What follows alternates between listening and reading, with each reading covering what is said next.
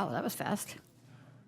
Welcome to the April 6, 2026 City Council meeting. Councilmember Jordan, would you please read the land acknowledgement? Yes, thank you, Mayor. The City of Albany recognizes that we occupy the land originally protected by the Confederated Villages of Lechon. We acknowledge the genocide that took place on these lands and must make strides to repay the moral debt. You would think I would have memorized this by now. Let's see. Make strides to repay the moral debt that is owed to this indigenous people, specifically the Ohlone tribe. We thank them for their contributions, which have transformed our community and will continue to bring forth growth and unity.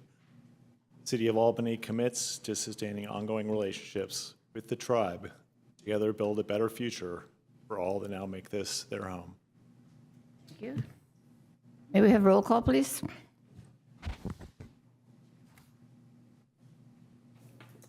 Councilmember Jordan, Here. Councilmember Lopez, Present. Councilmember Mickey, Here. Vice Mayor Hanson Romero, Here. and Mayor McQuaid. Here. And before we start this evening, I do have a statement to read. The Trust for Public Land, working in partnership with the East Bay Regional Park District, announced last week that it has secured an option agreement on the former Golden Gate Fields property. This is a once-in-a-generation opportunity to transform the 161-acre waterfront site into a public park with community-serving recreational amenities serving Bay Area residents for generations to come. This site offers tremendous potential for environmental stewardship, shoreline protection, and variety of recreational uses. I look forward to a robust public engagement process and to hearing the ideas and perspective of our community members that will be shaping this incredible space. At the same time, we must acknowledge the significant economic impact on the City of Albany and the Albany Unified School District. I welcome the support of our regional and state partners to ensure our community's voices are heard as this extraordinary opportunity moves forward. Together, we can ensure this historic space becomes a vibrant waterfront park, one that reflects our community's values, strengthens and benefits all who live here, and inspires generations to come. With that, we will move to ceremonial matters. We have a proclamation for American Muslim Appreciation and Awareness Month. Councilmember Mickey, would you do the honors, please?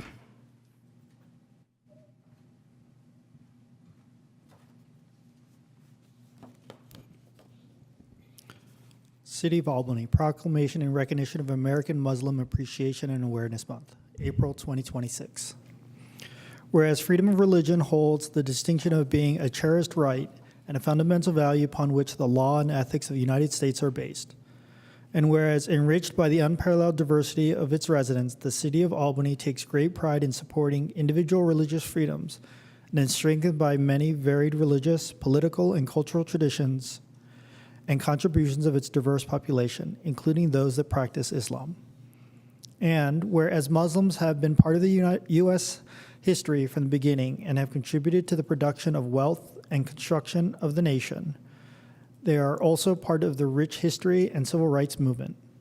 And whereas American Muslims contribute greatly to the fabric of our country and to the causes that help people from all faiths and backgrounds by providing family services, scholastic supplies, medical assistance, before and after school programs, recuperation efforts following natural disasters, and food to the hungry. And whereas in 2024, American Muslim Appreciation and Awareness Month was moved to the month of April to fall within the K-12 school year to allow students from all faiths and backgrounds the opportunity to engage with, commemorate, and further their understanding of American Muslim Appreciation and Awareness Month. And whereas incidents of hate continue to impact Muslim community, including hate crimes, mosque vandalism, school bullying, workplace and housing discrimination, and house speech targeted at Muslims. And whereas over 90,000 Muslims live in Alameda County and make innumerable contributions to the cultural, political, economic fabric, and well-being of our communities. And whereas it is appropriate to acknowledge and promote awareness of the myriad of invaluable contributions of Muslims throughout the United States and the world, and provide them the respect and acknowledgement every person deserves. And whereas the City of Albany benefits from the presence and work of local parent groups in the school district, such as the Southwest Asian, Greater Middle East, and North African Parent Engagement Group, that have uplifted visibility and representation of Muslim Americans and Arab families that identify with SWANA. Now, therefore, be it proclaimed, the City of Albany does hereby recognize the California state designation of April 2026 as American Muslim Appreciation and Awareness Month to acknowledge the rich history, contributions, and guiding virtues of Muslims. Signed, Mayor Peggy McQuaid. Thank you very much. Now we have the second proclamation honoring Dolores Ware today. And Councilmember Lopez, would you please read that one?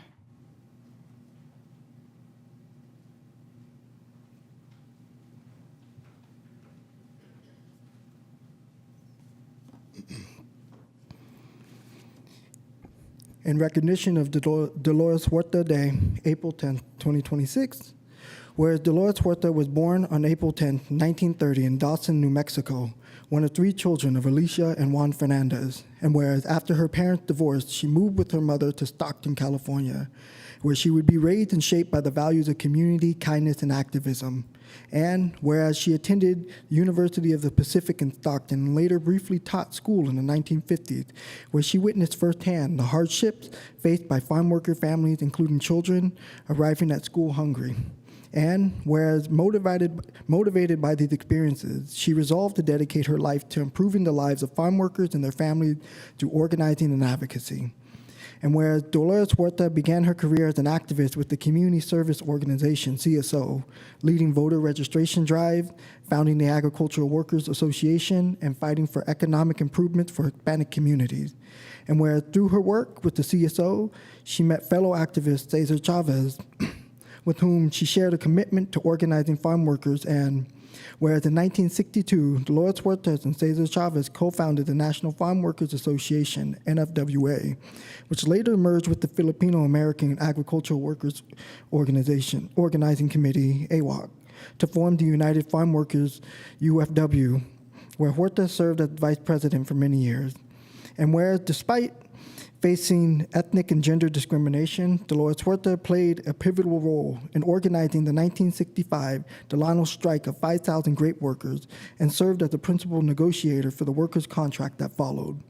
And where throughout her work with UFW, she tirelessly organized workers, negotiated contracts, and advocated for safer working conditions, including the elimination of harmful pesticides, as well as unemployment and health care benefits for agricultural workers. And whereas she was the driving force behind the nationwide table grape boycotts of the late 1960s, which led to a successful union contract by 1970. And whereas in 1973, she led another major consumer boycott of grapes, lettuce, and Gallo wine, contributing to the passage of the landmark California Agricultural Labor Relations Act of 1975, which granted farm workers the right to unionize and bargain collectively. And whereas influenced by her connections with Gloria Steinem and the emerging women's movement, Dolores Huerta became a powerful advocate against gender discrimination within the labor movement and beyond.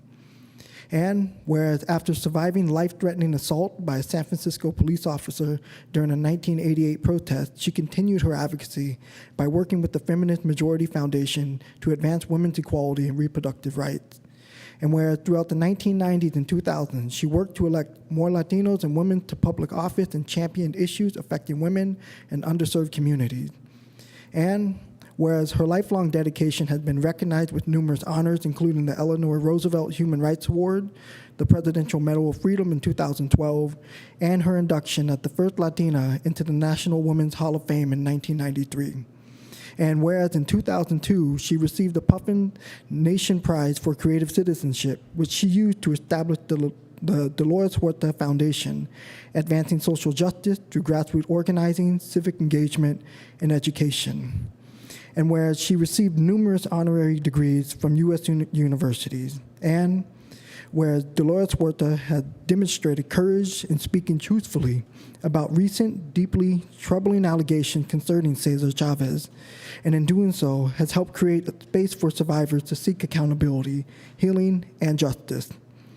Whereas to this day, Dolores Huerta continues to fight for justice for working people, women, and children.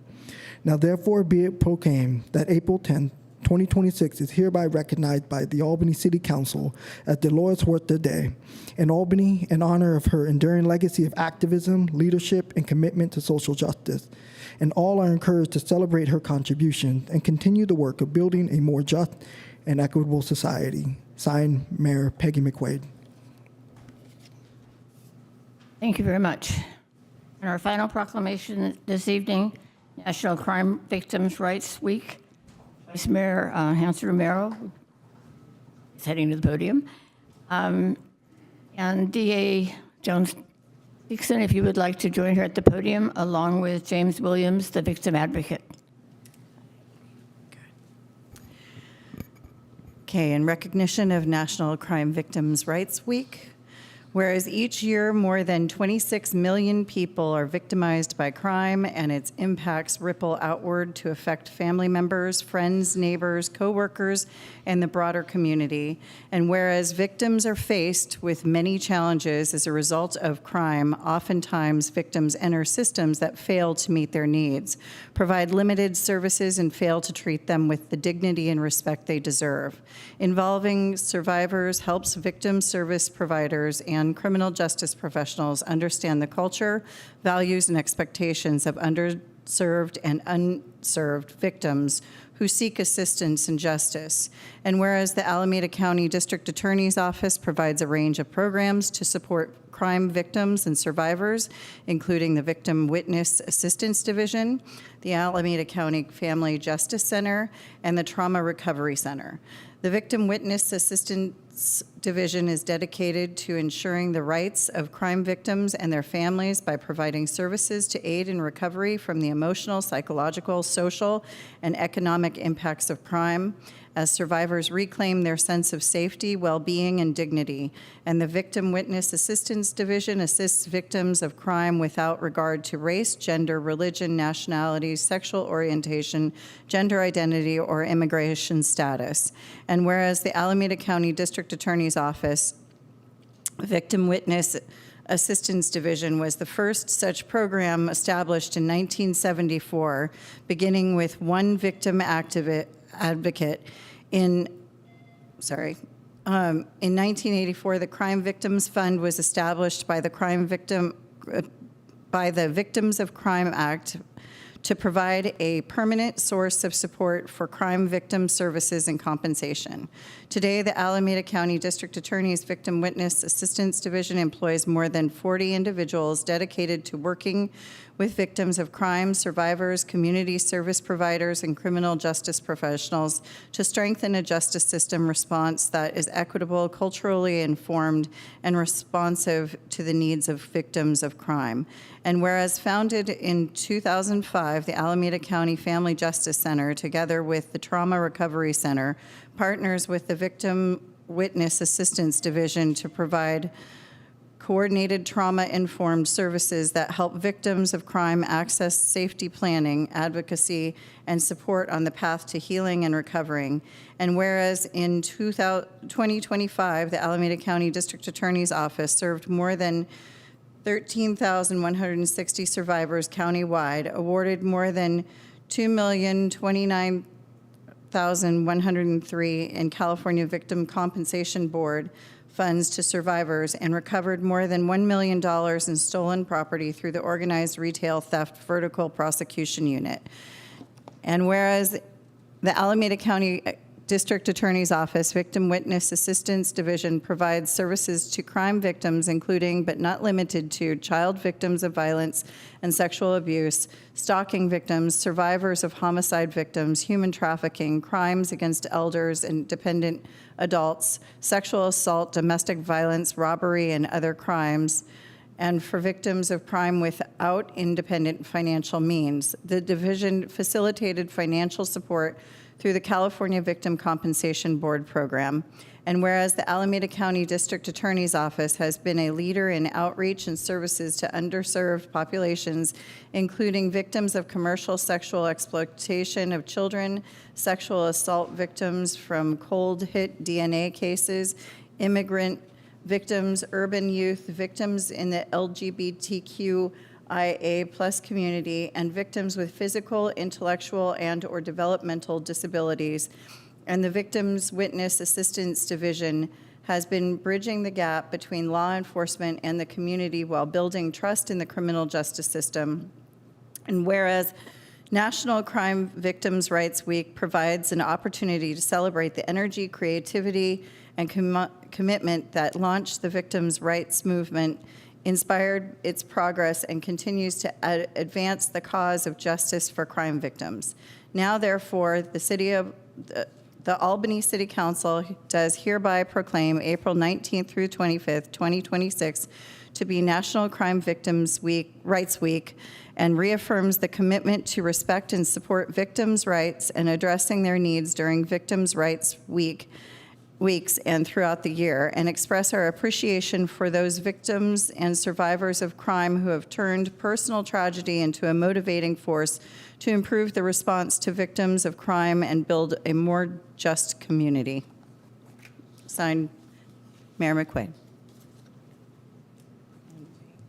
If you guys would like to. Absolutely. Thank you so much for being here. Come on, this is your work. Shy.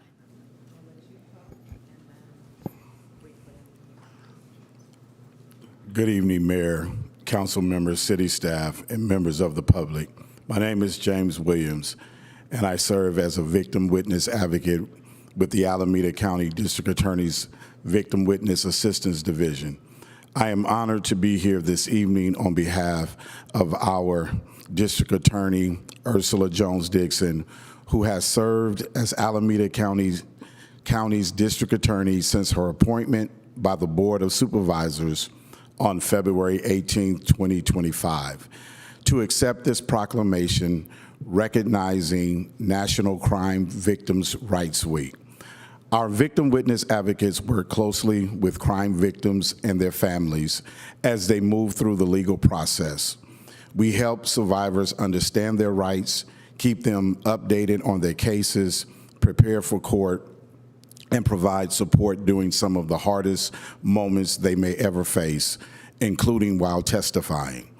Our advocates also help survivors complete and submit California Victim Compensation Board, or is known as KALB, applications so they can access important support for counseling, medical expenses, lost wages, relocation, and other crime-related needs. In 2025, our office helped survivors secure more than $2 million in KALB support. Behind every KALB application is a person or family seeking stability, healing, and a path forward. This is why the work of our victim witness advocates matters so deeply, alongside the care and support offered through the Family Justice Center and the Trauma Recovery Center. Together, these resources help survivors find support, begin healing, and move forward without having to face the aftermath of crime alone. National Crime Victims' Rights Week is an opportunity to recognize the resilience of survivors and to reaffirm our shared commitment to standing with them every step of the way. This proclamation is a meaningful reminder of our shared commitment to survivors. It also reflects District Attorney Ursula Jones-Dixon's belief that victims and witnesses of crime deserve to be heard, supported, and treated with dignity, compassion, and respect. Thank you for standing alongside our District Attorney Ursula Jones-Dixon, survivors of crime and their families, and for recognizing the importance of National Crime Victim Rights Week. Thank you once again.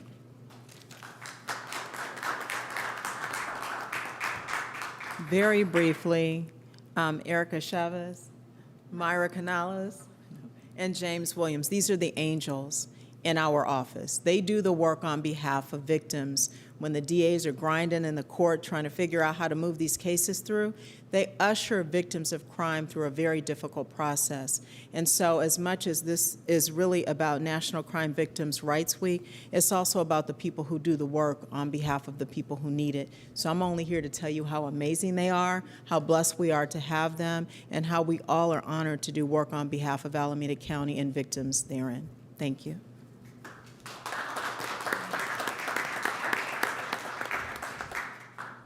Thank you all, not only for coming, but for the work that you do. And we'll hear more about that work in a few minutes. Spoiler alert. Hey, City Manager report. Thank you, Mayor.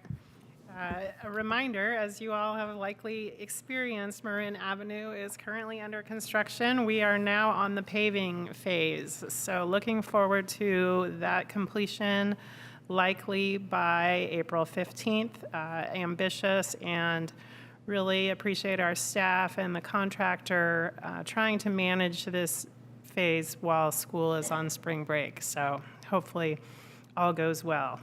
I would correct you, this is the grinder phase. Paving phase comes in a few days. Okay. I'm an expert on this, you know. You have a front row view, that's for sure. Yes. Community Wildfire Resilience Workshop, Session 1, Fire Resilient Habitats. City of Albany and El Cerrito are collaborating to offer 4 workshops in 2026 and 2027 focused on reducing wildfire hazards, addressing climate change, stewarding natural areas, and reusing urban wood. This project is funded by a grant from the State Coastal Conservancy. Congratulations, staff, on receiving that grant. And Session 1 will take place on April 11th from 10 a.m. to 12 noon. This is an opportunity to learn about the native and invasive plants in the grasslands on the crest of Albany Hill and how they affect fire. Attendees will also find out about how Albany is mitigating fire hazards on Albany Hill and plans for tree removals and habitat restoration as part of that important work. Find out more and sign up at albanyca.gov/hill-workshops. Also, Habitat Restoration Internship Program. We are now seeking applications for our internship program. The work focuses on Albany Hill. It is a great opportunity for a college student interested in learning about nature and helping others understand and appreciate the natural world. The program is partially supported by a grant from Coastal Conservancy, and you can find the application opportunity on our website.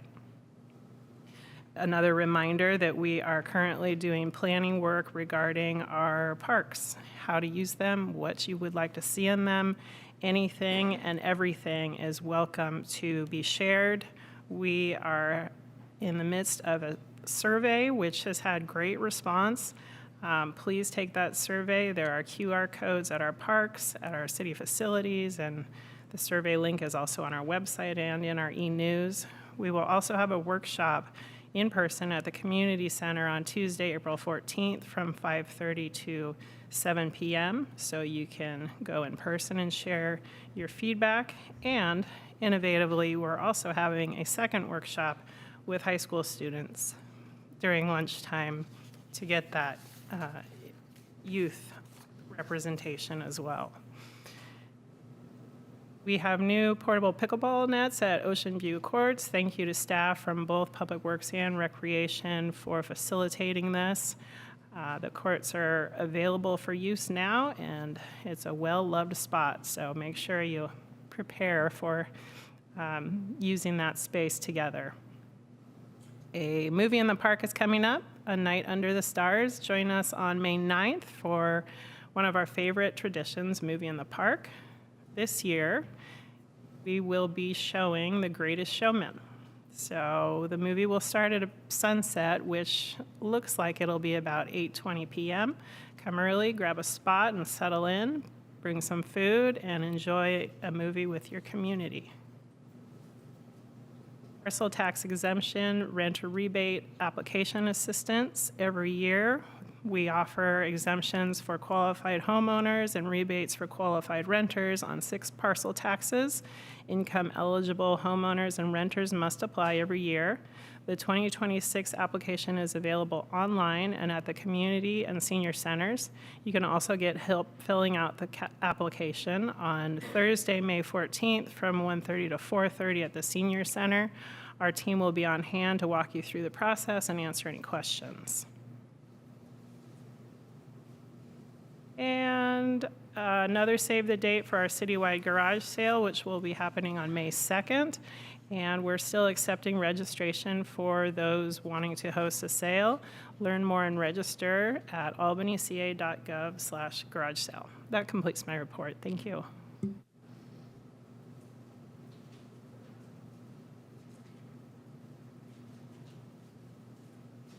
Are there any questions, comments from council?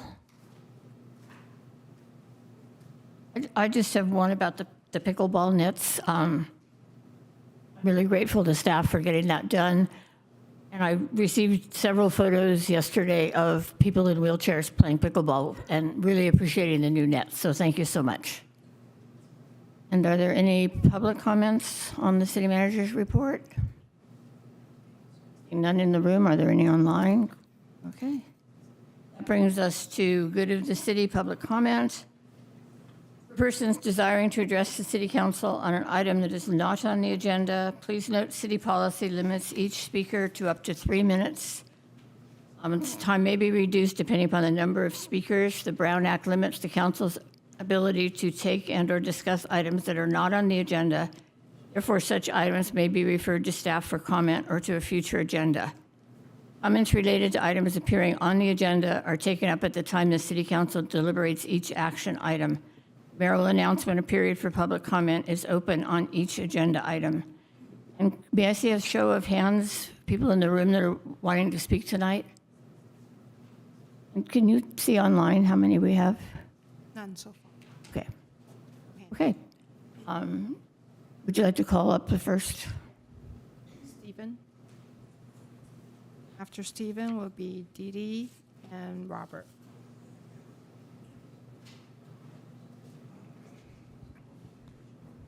Good evening. I'm Dr. Stephen Alpert. Over the past 2 years, my wife and I have asked the city to justify why it follows the minimum state mandate of only notifying those within 300 feet of proposed new construction by postcards mailed but 10 days before a first planning and zoning hearing. As documented, other California cities have increased public notice to 500 and/or 1,000 feet, with alerts mailed 15 days before a first hearing. And now my favorite paragraph. Alerting only those within 300 feet allows the Planning and Zoning Commission to propose, and the council then push through new projects no matter how inappropriate, with minimal awareness and input from the community. Such was the case for the oversized 5-story mixed commercial residential modern box proposed for 1600 Solano. Only 73 properties were alerted about this project, which is neither functionally appropriate nor harmonious with its surroundings, in total violation of Albany's planning and zoning mission statement shown here. Density bonus law allowed for the building's increased height, no setback, and no resident parking. Nonetheless, the P&Z Commission had the responsibility to guide the original submitted plans toward greater compatibility with the neighboring Craftsman era structures and failed to do so. Review of the various meetings in 2022 showed that Planning and Zoning Commission, community development staff, and the council outright ignored and/or downplayed the community's legitimate concerns about 1600 Solano. The video of the June 1st council meeting documents numerous individuals concerned about increased traffic congestion at the dangerous Tacoma-Ordway-Solano intersection and the risk of injuries due to a lack of drop-off area for children attending the applicant's proposed ground floor orthodontist office. Incredibly, former Community Development Director Bond offered that, in his opinion, the project would not have increased traffic congestion. There was no factual basis whatsoever for that conjecture, given that no traffic study was ever conducted. Despite overwhelming community opposition, possible legal issues brought up by the former mayor, and calls for continuance, both the P&Z Committee Commission and the council pushed through this controversial project during single sessions, whereas state law 330 allows up to 5 minutes to review new projects. There is no legal reason preventing Albany from expanding public notice for new construction, and yet the council steadfastly refuses to address this issue. If this council generally believes that alerting only those within 300 feet of proposed new construction is appropriate, then defend this practice. Submit 300 feet as an agenda meeting item to allow for extended, in-depth public discussion. Thank you for your Why comments. is this topic a proverbial third rail that you refuse to touch? Thank you.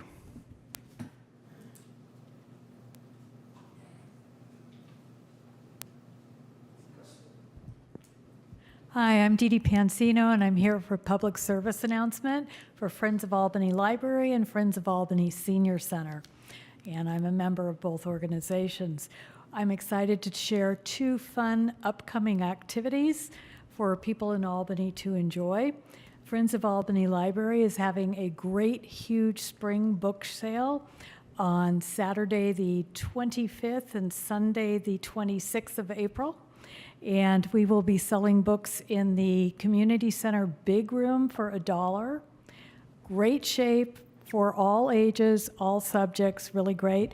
And then we have also special books in the Edith Stone room starting at $2. So please come and get some books. 9 to 4 on Saturday and 9 to 5 on Saturday, sorry, and 10 to 4 on Sunday, except for the Edith Stone room, which will be 10 to 2. So hope we can see you there. The next one is the Senior Center Friends of Albany Seniors Garage Sale, which is participating in the citywide garage sale on Saturday, May the 2nd.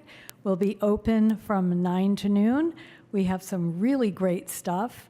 We have a couple of small furniture items, a lot of home goods, some artwork. Everything will be priced really low, great quality. We have a huge donation that we got of puzzles for all ages and games and stuffed toys.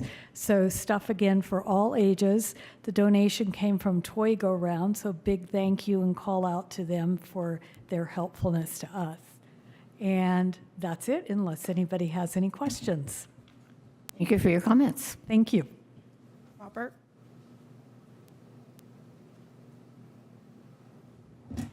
Mayor and Council, I'm here primarily for one reason, but I wanted to clear the decks about another one.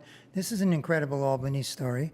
My wife and I saw a huge fire break out on Saturday. I think it was Saturday or Sunday. Anyway, Saturday. We saw this huge fire break out, called 911, spoke to the fire department. Within less than 3 minutes, the sirens are out there, and within less than 10 minutes, the fire's out, no more smoke, nothing.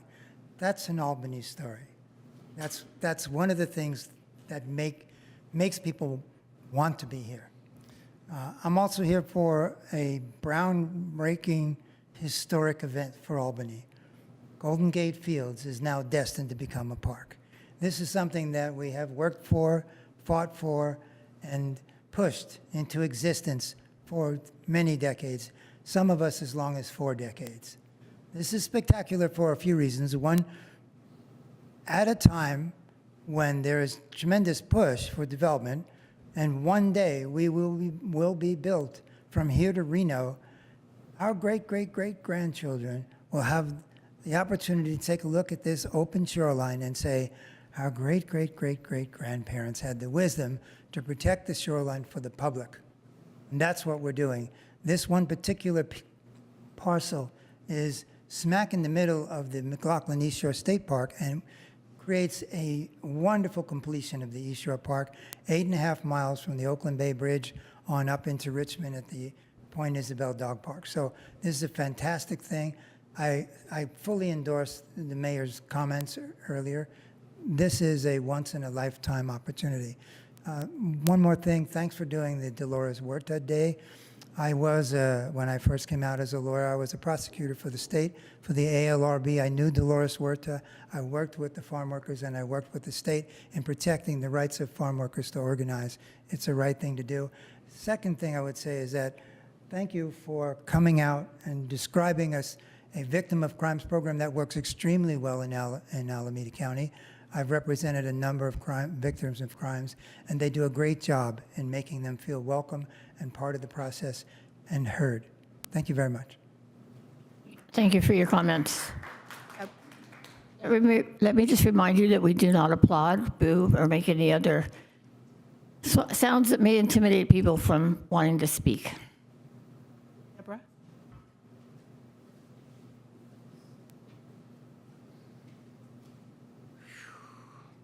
Hi, I'm nervous. My name is Deborah Perkins Kalama. I live at 839 Cerritos Street in Albany, and I've been here since 1998.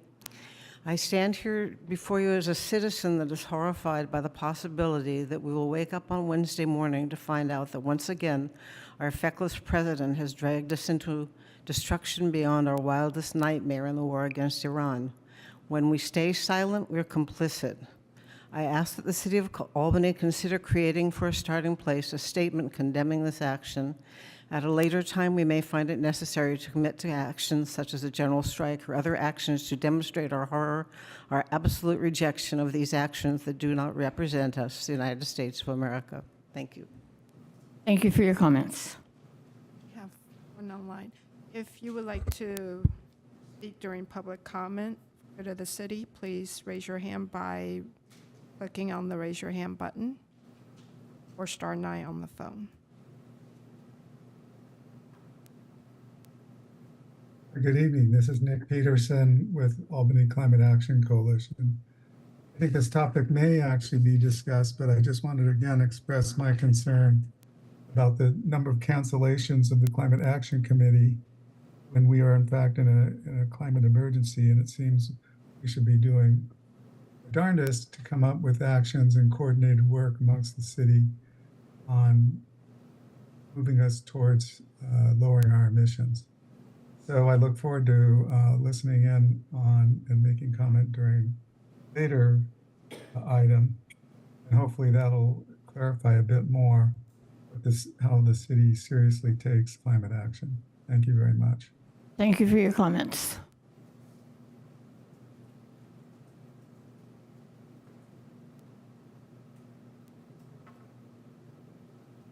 Hi, good evening. This is Jean Wu with Albany Climate Action Coalition. I've addressed the council several times before, and I'm still going to tell you how important it is to move on getting a resilience hub, or maybe more than one resilience hub, in the city of Albany, given our proximity to one of the largest and most active earthquake faults in the country. I also wanted to mention that as far as Golden Gate Fields, I believe it would be really prudent to have some kind of public meeting or a town hall meeting or something where people could actually voice their interests and support for whatever it is that they're wanting to see at Golden Gate Fields. And I'm hoping that that's something that can be arranged with conjunction with the city, possibly not at the city hall, maybe at the community center, so more people can get involved. Appreciate your time. Thank you for your comments.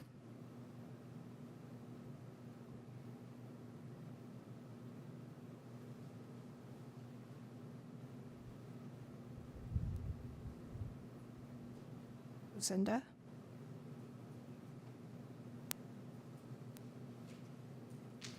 Looks like we can't hear you, so if you have any comment, please email to citycouncil@albanyca.gov.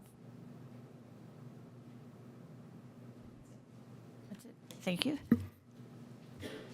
Staff, is there any response to anything that was raised? I don't think anything was really raised. No, Mayor. Okay. That brings us to the consent calendar. Consent calendar items are considered to be routine by the City Council and will be enacted by one motion. By approval of the consent calendar, staff recommendations will be adopted unless otherwise modified by the City Council. There will be no separate discussions on these items unless a council member or member of the audience requests removal of the items from the consent calendar. Anyone on the council wish to pull an item? I'm going to pull 7-6. Are there any members of the audience wishing to pull an item? Anyone online? If there's anyone online, please click the raise your hand button. Okay. The reason I pulled 7-6, I'm going to recuse myself from this, the vote on that particular item. The Albany Community Foundation is the fiscal sponsor for Move and Groove, and I serve on that board. So we'll take a separate vote on that item. If I could get a motion for everything but 7-6. I will move consent calendar items 7.1 to 7.5 and 7.7. I'll second. Do we have a roll call, please? Councilmember Lopez, Yep. Councilmember Mickey, Yes. Vice Mayor Hanson Romero, Yes. Mayor McQuay, Yes. Councilmember Jordan. Yes. Motion carries. May I have a motion on item 7-6? I will move item 7-6. I'll second. Roll call, please. Vice Mayor Hanson Romero, Yes. Mayor McQuay, Abstain. Councilmember Jordan, Yes. Councilmember Lopez, Yep. and Councilmember Mickey. Yes. And the motion carries. Thank you. Let me ask a question. Should I have voted recuse, not abstain, or does it matter? As long as we reflect in the minutes why you abstained, Okay. it's fine. Thank you. That brings us to our presentation, our first presentation. Presentation by Alameda County District Attorney Ursula Jones Dixon, supporting survivors across Alameda County. And again, thank you so much for being here this evening. Thank you for having me. All right. Okay. You guys can see what I can see. So thanks again for having me. We're here today really just to present to you some of the work that we're doing in the Alameda County District Attorney's Office, specifically as it relates to victims of crime, really protect, empowering, restoring, and supporting survivors across Alameda County. If I could have the next slide. Thank you. Our mission at the DA's office is to ethically prosecute those who commit crimes, uphold the rights of victims, provide them with compassionate support, and protect the communities that we serve. We collaborate with justice and community partners and foster policies that prioritize public safety and restore public trust. We are also reinforcing innovative programs that provide opportunities for rehabilitation and reintegration and enhancing the lives of the residents of Alameda County. If I could have the next slide. District attorneys or prosecutors also have mandates. Some of those are just ethical mandates, and some just were required to do certain things. And the DA's office represents the people of the state of California in Alameda County, ethically, professionally, and with integrity in criminal, civil, and juvenile matters. The DA's office always pursues the truth, demonstrates commitment to fair and equitable justice for all, and ensures that victims of crime are treated with respect, dignity, and empathy. You guys already met me, so you can keep going. But just a little bit, like I was a judge for 11 years before I came to this seat, and a deputy DA for about 15 before that. So I'm no stranger to what happens at the district attorney's office and what happens in the criminal justice system and the courts in Alameda County altogether. So that really was a way of my wonderful folks like Austin putting that in much more flowery words than I would. Next slide, please. So just to piggyback on one of the proclamations today, specifically regarding Dolores Huerta, I think it is important as we are talking about across the country and maybe the world, the Epstein files, as well as victimization of women and people, especially young women across this country, that we start elevating the voices of victims now. I think I'm oftentimes in spaces when I'm talking about victims' rights and people, there's a lot of pushback around that, and I don't get it. In the California Constitution, we're required to provide certain rights to victims, 17 enumerated rights, actually. And so in California, you are juggling the rights of both people who are accused as well as victims because Constitution supports both of those. And so I'm just happy to hear us speaking out loud about the voices and amplifying the stories of victims and survivors in our county and in this country. Our branches in Alameda County for the DA's office include Renee C. Davidson Courthouse. That's the courthouse that's by Lake Merritt. In that courthouse, there is a desk there that I sit at every day. It is Earl Warren's old desk, and so every day that I sit at that desk, it reminds me that decisions made by Earl Warren allow me to sit at that desk. We also have our Consumer, Environmental, and Worker Protection Division, which is out by Oakland Airport. East County Hall of Justice is out by Santa Rita Jail. Juvenile Justice Center is on 150th in San Leandro. Our Fremont Hall of Justice, of course, is in Fremont. Our victim witness assistants, you saw 3 of the advocates here today, are spread throughout the entire county at each office. And our Family Justice Center is in Oakland on 27th between Telegraph and Broadway. And then Wiley Emanuel Courthouse is right by Oakland Police Department. So we're spread out across the county. Next slide, please. We are in the process of rebuilding community trust. Next. Thank you. So we're strengthening your DA's office. I say your because this is not my office. It is the office that provides services to Alameda County, so it's your office. We've launched the Regional Organized Retail Theft Task Force. We have a big meeting tomorrow with most of the DAs who are in Northern California about how we are partnering to make sure that organized retail theft is addressed regionally and not just individually. So we established a countywide organized retail theft task force to address repeat organized offenders and restructured that retail theft vertical prosecution unit to improve the results. We bolstered operations by filling leadership positions and relaunching dormant grant and consumer protection initiatives. We also began a top-to-bottom fiscal review, and those actions create a more transparent and accountable district attorney's office.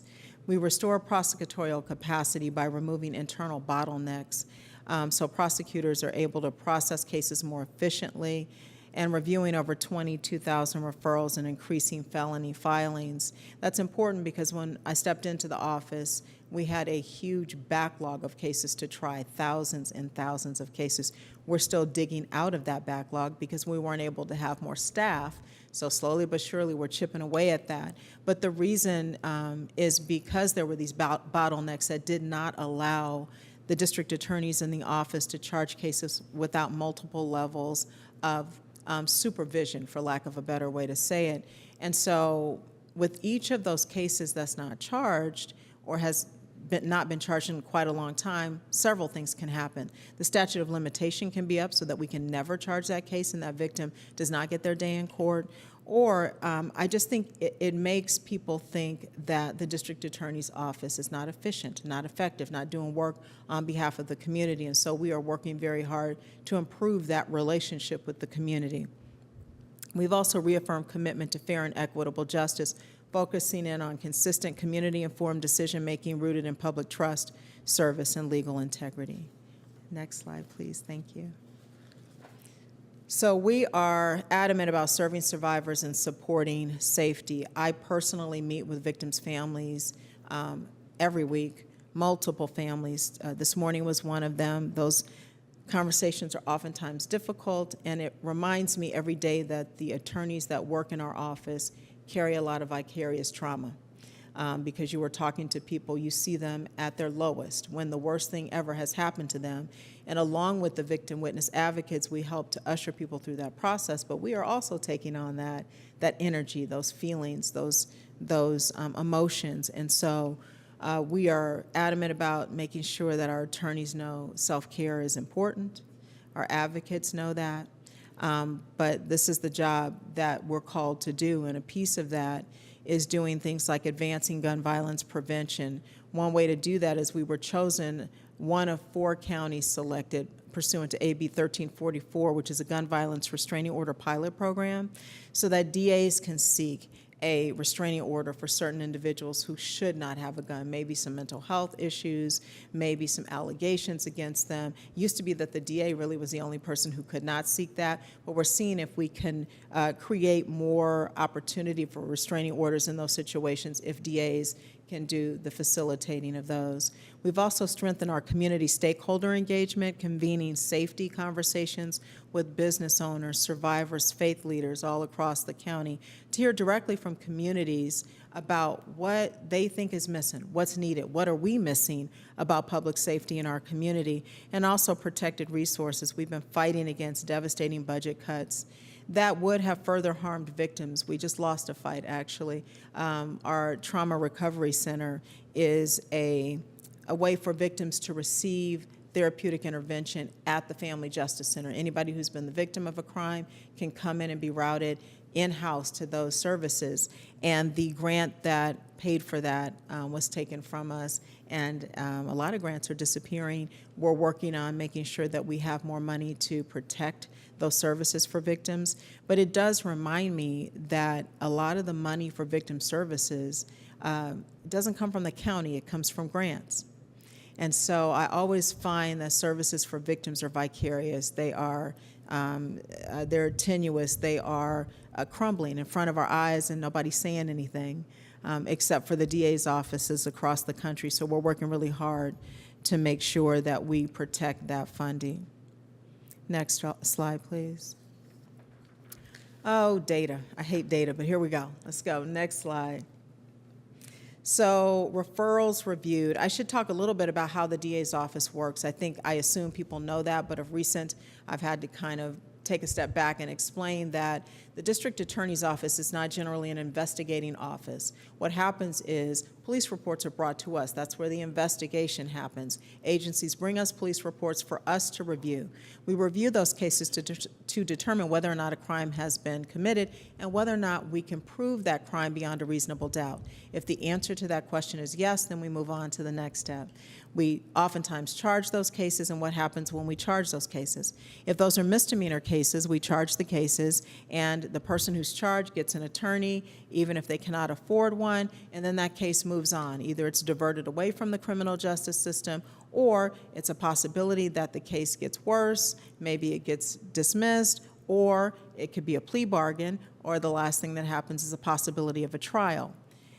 The same is true for felonies, except that there's one other step, because a felony case is more serious. And so what happens is, again, the case is charged. The person who's charged with that case gets a lawyer, is arraigned, which means just told what the charges are. And at that point, we go to a preliminary hearing or a probable cause hearing, where a judge gets to weigh in and say, okay, this is a more serious charge. Is there a baseline amount of evidence here to say maybe this crime occurred? If the answer is yes, then we go on to the same track. Either this case is deferred, a diversion, something that pushes people away from the criminal justice system. It can be dismissed if the case gets worse. There could be a plea bargain or a trial. So just letting you know how that process works. And this is a little bit of information about referrals or police reports, reports being received by the district attorney's office. You can see a significant jump from 2023 and 24 to 25. I can only tell you that my conversations, let me also just say that asterisk down there that's so small, it just means that these numbers are in custody. There are many more referrals. Like, we are charging and evaluating thousands and thousands of cases, which is why it takes so long to dig out of a backlog, because we're talking thousands of cases. But it's important to see that jump, because my conversations with law enforcement had been, we were bringing cases to your office and then we didn't know what happened to them. Nobody knew what happened. They disappeared, and we're trying to talk to victims about that, and the victims are upset or concerned because they don't know what happened to their cases. Or there was a concern that the cases weren't being charged, and I think that police officers got really frustrated about that and stopped working as hard, or victims stopped reporting crimes. So all of those things were working together. And at this point, we have created some level of respect between law enforcement and the DA's office, so that they know the work that we do, we respect the work that they do, and we don't exist but for that symbiotic relationship, because we have to receive referrals from law enforcement, and as a result of that, they've been bringing those cases to us. Now, there's always the tension between the DA's office and police agencies, because we don't charge everything they bring, right? So they get upset when we don't charge things, but that is the healthy relationship that should exist between the district attorney's office and law enforcement. And so the numbers are up quite a bit for misdemeanors this year, as well as felonies. If I could have the next slide. Thank you. So what happens after those referrals come to us? For misdemeanors, you see there's a certain number of cases that are charged. You see the numbers have gone up significantly in 2025, but also the numbers have gone up in the number of alternative actions, things that are moved away from the criminal justice system, and also the number of police reports that are not charged because we don't feel like we can prove them beyond a reasonable doubt. It's not ethical to charge a case that you believe you can't prove beyond a reasonable doubt. And then the same, looking over at the felonies, there's been that jump in felonies as well as far as the amounts charged, but also the number of cases that are given alternative action and cases not charged as well. If we could get the next, please. All of these are really in custody referrals, just so you know. We're dealing with a small number of the cases that we're seeing. We also have been tracking the number of referrals or police reports that include gun charges. And in 2025, we're up to 1,432 cases with gun charges. Those are the ones that are in custody again. But, I mean, that's significant because it means you could be charged with a number of things, but a gun is also involved in that case. And I think that the amount of gun violence in the communities around us and in Alameda County is unacceptable. And we are taking closer looks at how we can make sure that we tamp down individuals who should not be having a gun in Alameda County. So that's why we're looking at those numbers. Next slide. So these are theft-related property crimes, the next two slides. This is the total number of theft. Actually, let me go back one more. Okay. Forward again, sorry, there are two of them. So the total number of theft-related property crime cases filed. So this is just the number of cases filed. And this is 4,627. That's a huge jump from the year before and actually from 2022 and up. My expectation is that has a little bit to do with voters wanting us to charge these cases pursuant to Prop 36, and also that the laws have changed in a way that we can charge more of these cases. Can I have the next slide, please? So those were cases, these are actual specific charges. So before we talked about you'll have a case that's charged, and it may have a gun charge and a theft charge, et cetera, but these are the specific file charges relating to theft, and those numbers are up quite a bit as well in 2025. Next slide. So new victims receiving services, on average, we provide a total of 39 services to each victim between 2022 and 2025. Most services provided are guaranteed by Marcy's Law and provided by the Alameda County District Attorney's Office. Marcy's Law includes, we have to tell victims that a case is going to be in court so they have an opportunity to be heard. If they want to complete a victim witness, or a victim statement, impact statement, they can bring that to the court, ask a victim witness advocate to read it. If they don't want to do it themselves, they can have someone sit with them while they're testifying. They can have someone help them to fill out applications for the services and monies that we were just talking about that the state provides to families. One of the major ones is if someone dies as a result of a crime in Alameda County, the state will help with burial services. So our victim witness advocates help to get that paperwork done so we can get money to the mortuaries and Chapel of the Chimes, where they're all the time, unfortunately for us, giving them monies for burial, et cetera. So that job, just to say one more time, is a difficult job. And the people who do it so well. And I'm so impressed with them on a regular basis, but I just will sing their praises forever. And it's all crime types that folks come in about. This is not even half of the types of crimes that you would see. It's up to attempt murder and even family members of people who have been murdered who come in for services as well. Next slide. The work ahead, lots of it. So fair charging, safer communities. We're continuing to serve the people of Alameda County and focusing in on delivering justice through decisive, fair, and effective prosecution for victims of crime. Priorities are developing a hate crime unit. We're doing that. That is really about education, because hate crimes are difficult to charge. So we want to be able to educate people on the difference between a hate incident and a hate crime. We want you to report the hate incidents because it helps us, if those things continue to happen with that one person, to prove their state of mind. If they're doing this over and over again, it may not be chargeable, but it may be something that we can use in a case that is chargeable. In addition to that, we're restoring our human trafficking, wage theft, and labor exploitation efforts. The county has been known for many years to be at the forefront of human trafficking work, and that fell off a little bit. And we are making sure that we're in that space again, helping the county to talk about how to build more services for victims of human trafficking. I think oftentimes we have to remind people who don't live close to the area in Oakland where we have what we call open air trafficking, we call it the Blade, that this is happening in California, in the Bay Area, where I was just there the other day dropping off something to a friend's office where children are naked outside and being trafficked openly in Oakland. And so I say that because I want to educate juries about that too, because we have countywide juries and I don't think people realize how bad it is. And so we are working very hard to make sure we're dealing with community-based organizations and everyone else willing to partner with us on those issues. We're also improving and expanding victim witness services and launching our inaugural annual report. If you want to use your phone to take a look at that, you can scan there, and there are copies here as well. Next slide, please.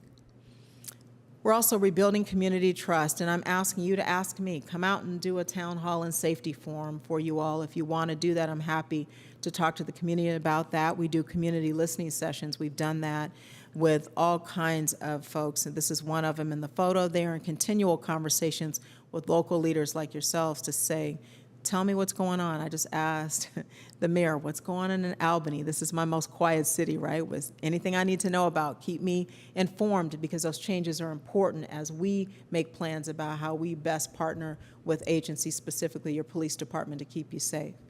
Next slide. We're partnering to promote safety and justice with neighborhood organizations and partners. Your involvement strengthens our legal response. So again, asking you to talk to us, to engage us, host a listening session, encourage crime reporting.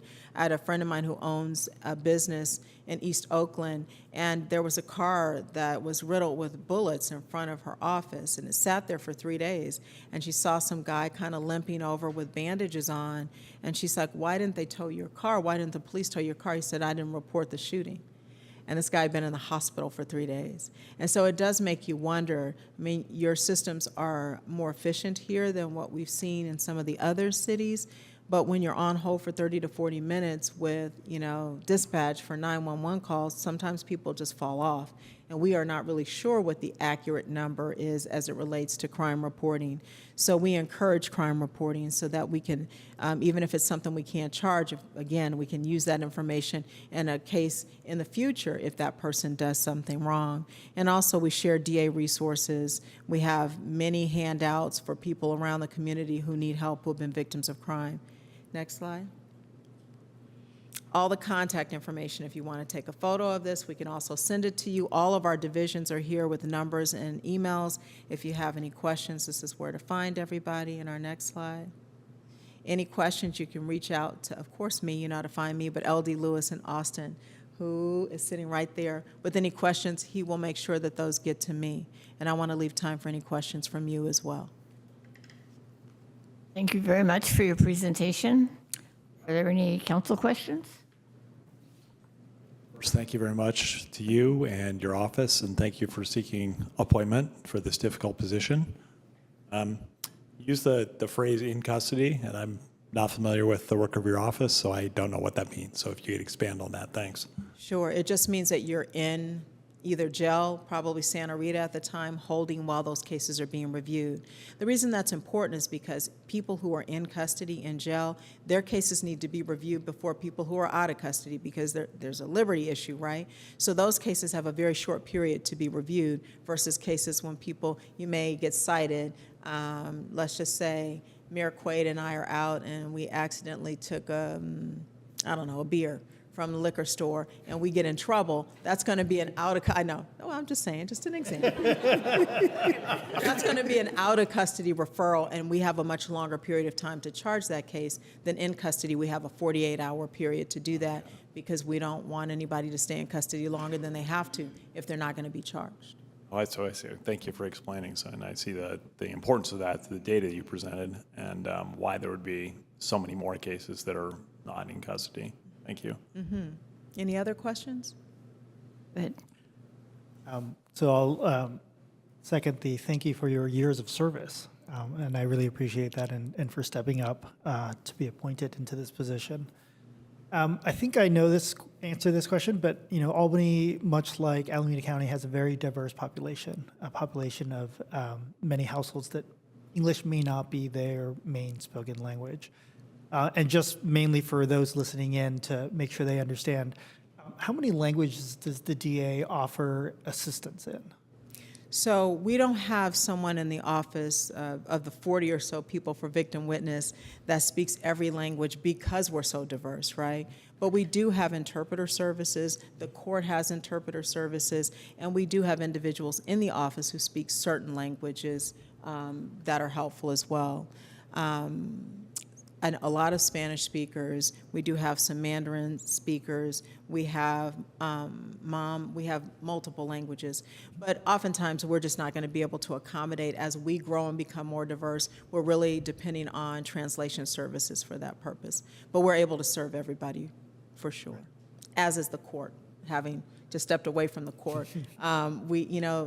The interpreters are probably one of the more important services that we offer at the court, and it has become apparent to us that there are some languages. At some point, there was a gentleman when I was on the bench who spoke, he was from Jamaica, he spoke patois, and my court reporter, who is hilarious and one of my really good friends for the last 25 years, is looking at me like I'm not understanding anything that's going on as she's typing inaudible. And because I spend a lot of time in the Caribbean, I'm saying to him, so you said this, and he's like, yes. And she's like, oh my God, we need an interpreter. It's English, right? But I mean, absolutely, there are some Creole languages that are unusual. We have interpreters come in from time to time. So yes, we have those services available. Thank you. Any other questions for me? Are there any questions for members of the public? Are there any online?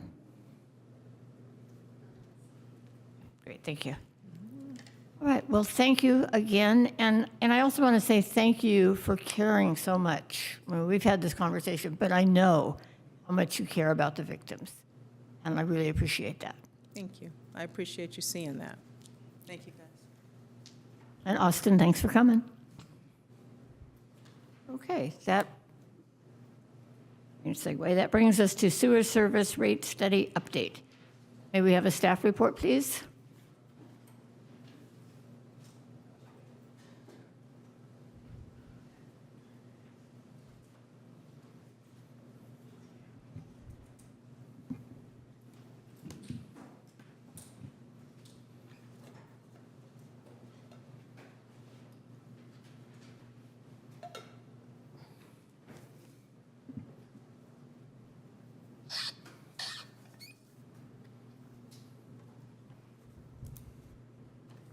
Hi, good evening, City Council.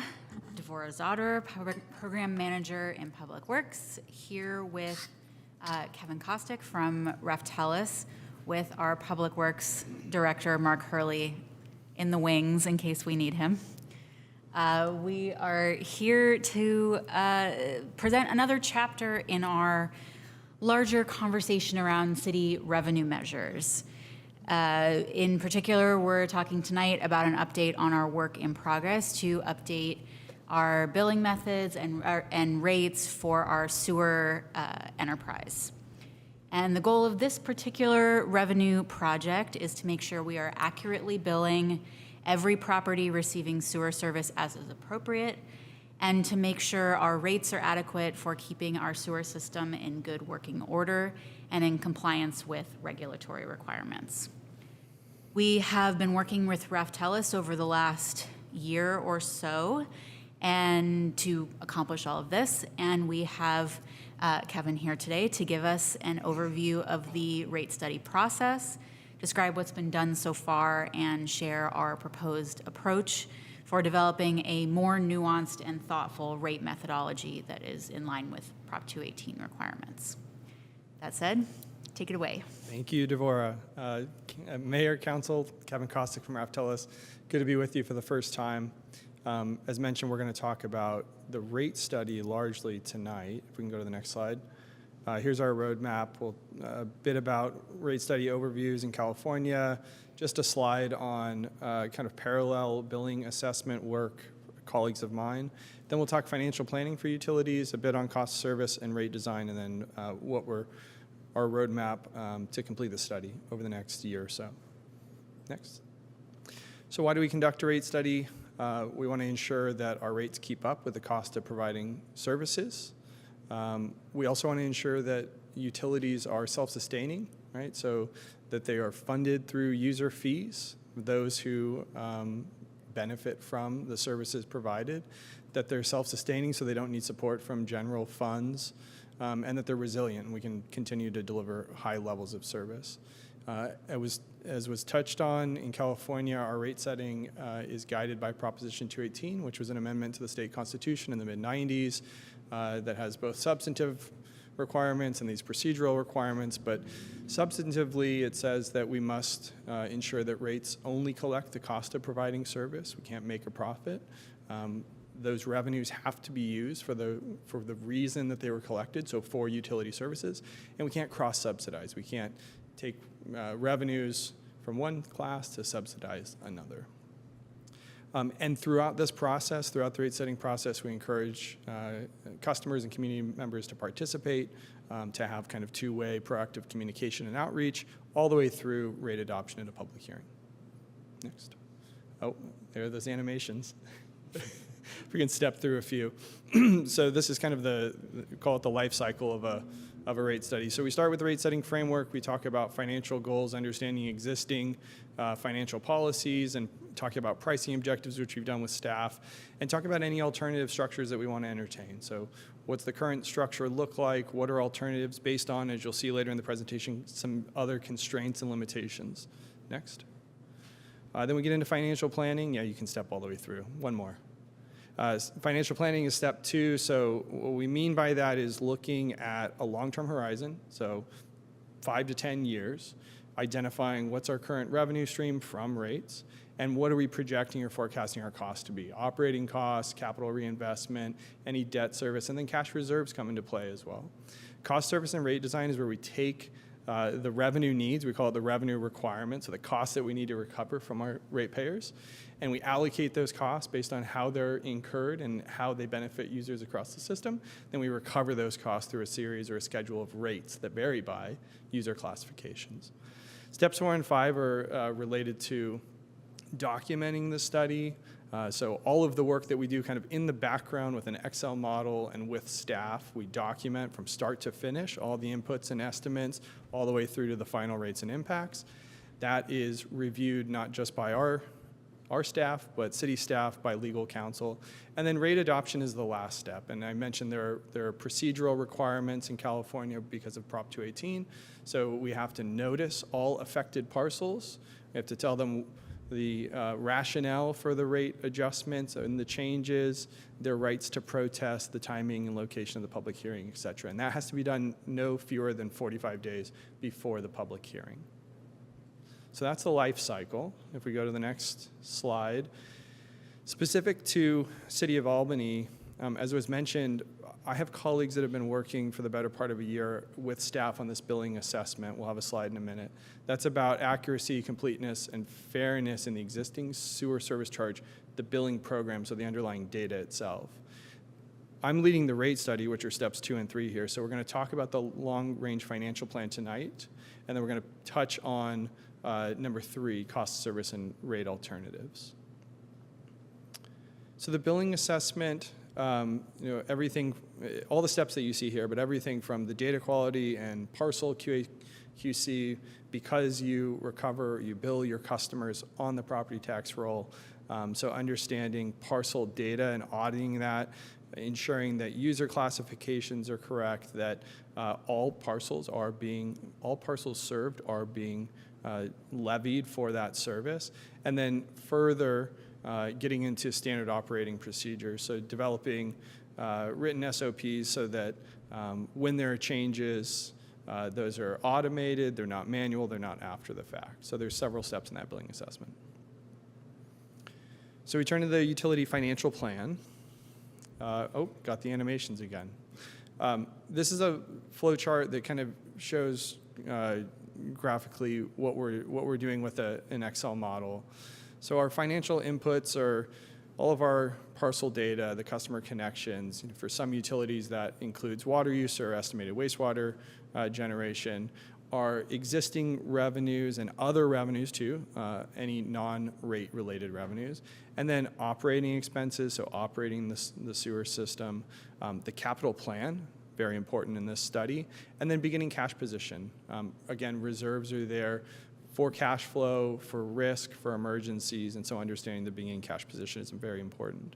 Then we talk about the capital projects or the CIP over the long term and what that funding mix is. So is it cash, is it debt, is some combination of the two? Maybe there are grants as well. And then debt covenants, so any obligations that currently exist on the utility for external borrowing, we need to consider those. And then at the bottom, fiscal policies and targets. So when we talk about cash reserves and coverage, there's minimums, and then there are targets. So some are by obligation, like on the debt side. Cash reserves, we have policies related, again, to ensuring we have cash flow. You're receiving revenues from the county only twice a year, so that's important to have cash flow in the intervening months, as well as contingency and emergency situations with a substantial capital program. All that goes into a long-term cash flow so we can identify first, are our existing rate revenues keeping up with the cost providing service? And if not, what are the adjustments that we need to make sure that we can maintain that level of service, fully recover costs, have a self-sustaining utility? Annual revenue requirement is what is spit out at the end, and that just means what we need to recover from our ratepayers each year. Next. So some discussion specific to City of Albany's sewer utility. Primary driver is the federal consent decree, dating to 2014, relates to wet weather overflows and discharges. This is not specific to Albany. There are other East Bay agencies involved, but the bottom line is that the spend is on the order of $3.5 million per year projected going forward in annual reinvestment related to the collection system, manholes. And the next check-in is estimated to be on or before about 2030.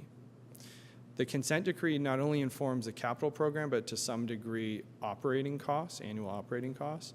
And then just as with our own household budgets, utilities are not immune to inflationary pressures.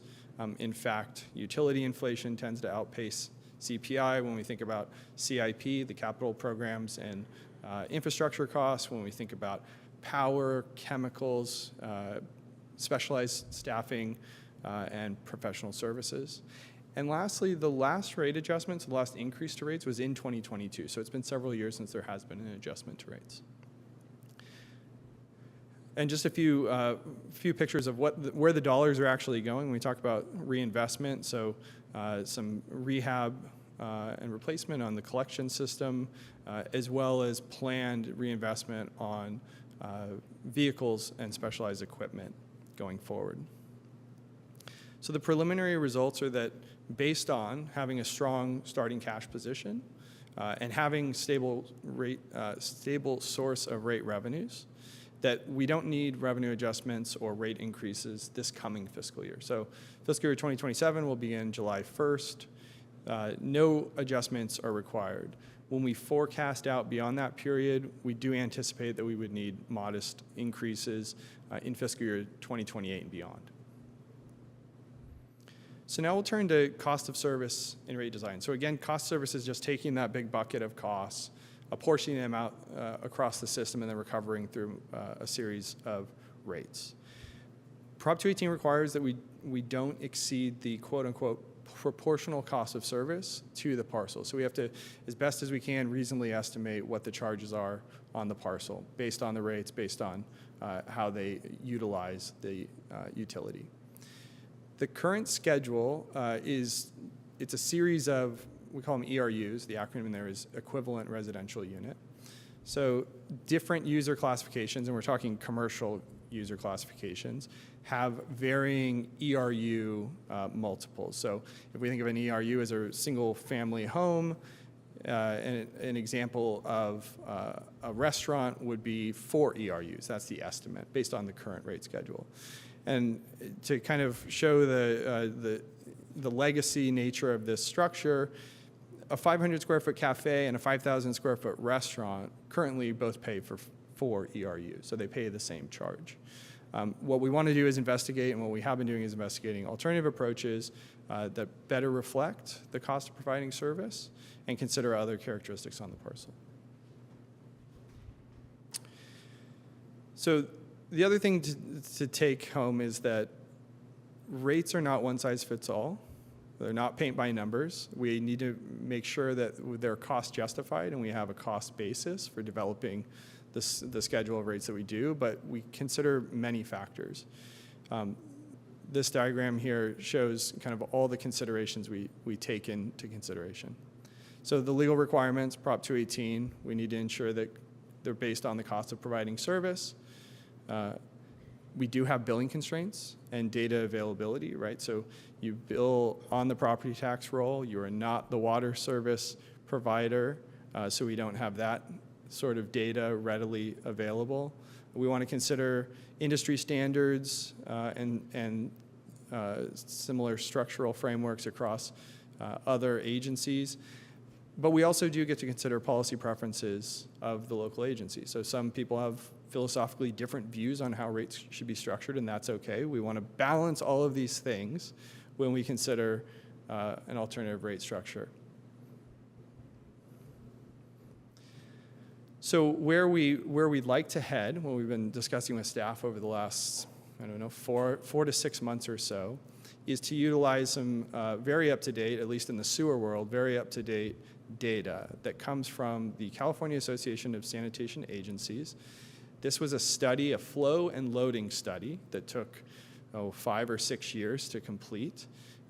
It was a collaborative of that organization, but 13 underlying sewer utilities across California that monitored and sampled flow, so wastewater discharge data from a variety of residential and commercial user classifications, coffee shops, restaurants, industrial users, et cetera, as well as their relative strength of wastewater discharge. So Albany only collects the sewer, so the strength side goes over to East Bay Mud, but for the collection system, what matters are those the flow factors.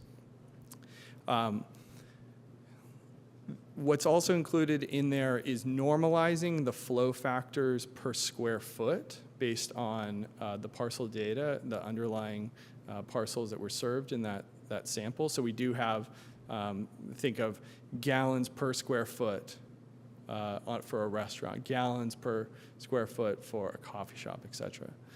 So the idea here is to utilize what we have, the assessor parcels data, and kind of harmonize the existing approach, which uses an ERU approach, but just modify it so that it's based on a square footage that's relative to the parcel with this updated data. The primary administrative requirement is maintaining accurate building square footage.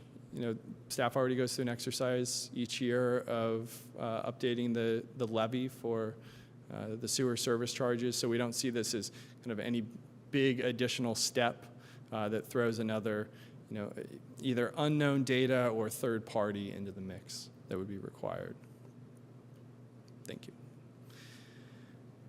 So this table just lays out what I've spoke to in the last couple slides here, and consolidates the customer classes into kind of 4 primary, but what I'll say is that within that commercial big bucket, you have and we would maintain many user subclassifications, but just to illustrate kind of the current versus the alternative here. So single-family residential is 1 ERU per unit because they are the equivalent residential unit. They're a factor of 1. So that would remain the same, but what's important here is that the definition, what we define as flow from a residential unit, we would update. And based on that CASA study, it's about 160 gallons per day, which if we think about indoor efficiency standards in California, we're now sub 50 gallons per person per day. So that's roughly a 3-person household, three and a quarter or so. Multifamily residential, again, from that updated data, is on the order of 135 gallons per day. So the fraction, each multifamily, each apartment unit would be, call it 0.84 ERUs. So for every dwelling unit you have, you would pay 0.84 the equivalent charge. Then commercial and industrial, that's where we would introduce the square footage approach, right? And again, within commercial, we would have many different user classifications, but the formula remains the same. Utilize the square footage, utilize the user class specific flow factor from that CASA study, and that would identify the charge per parcel.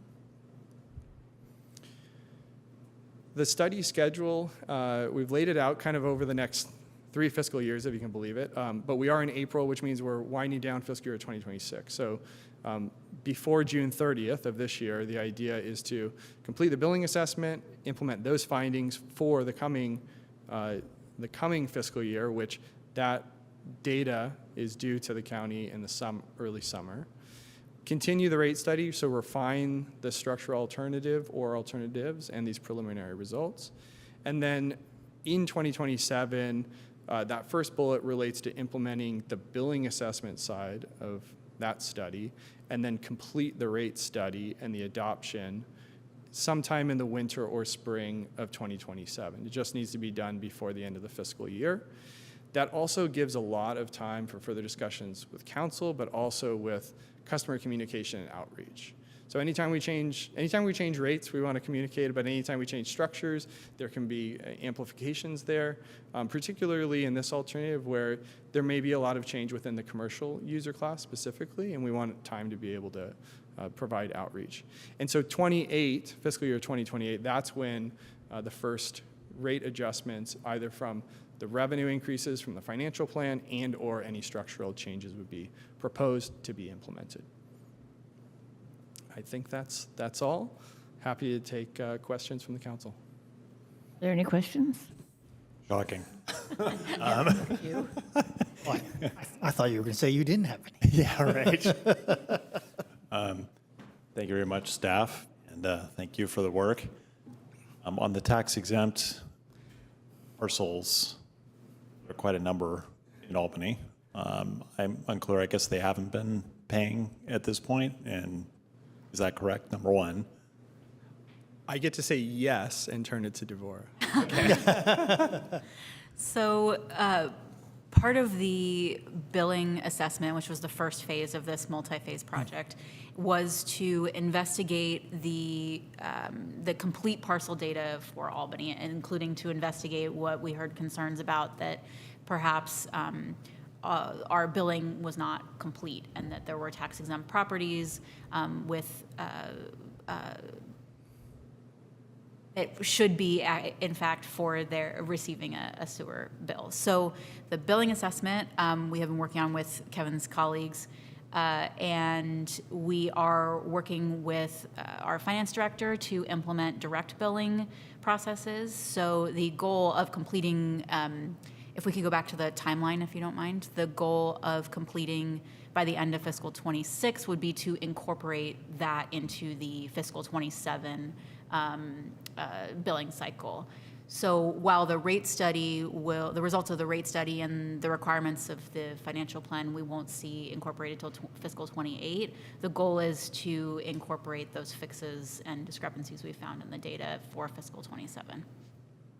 Thank you. And so that would mean,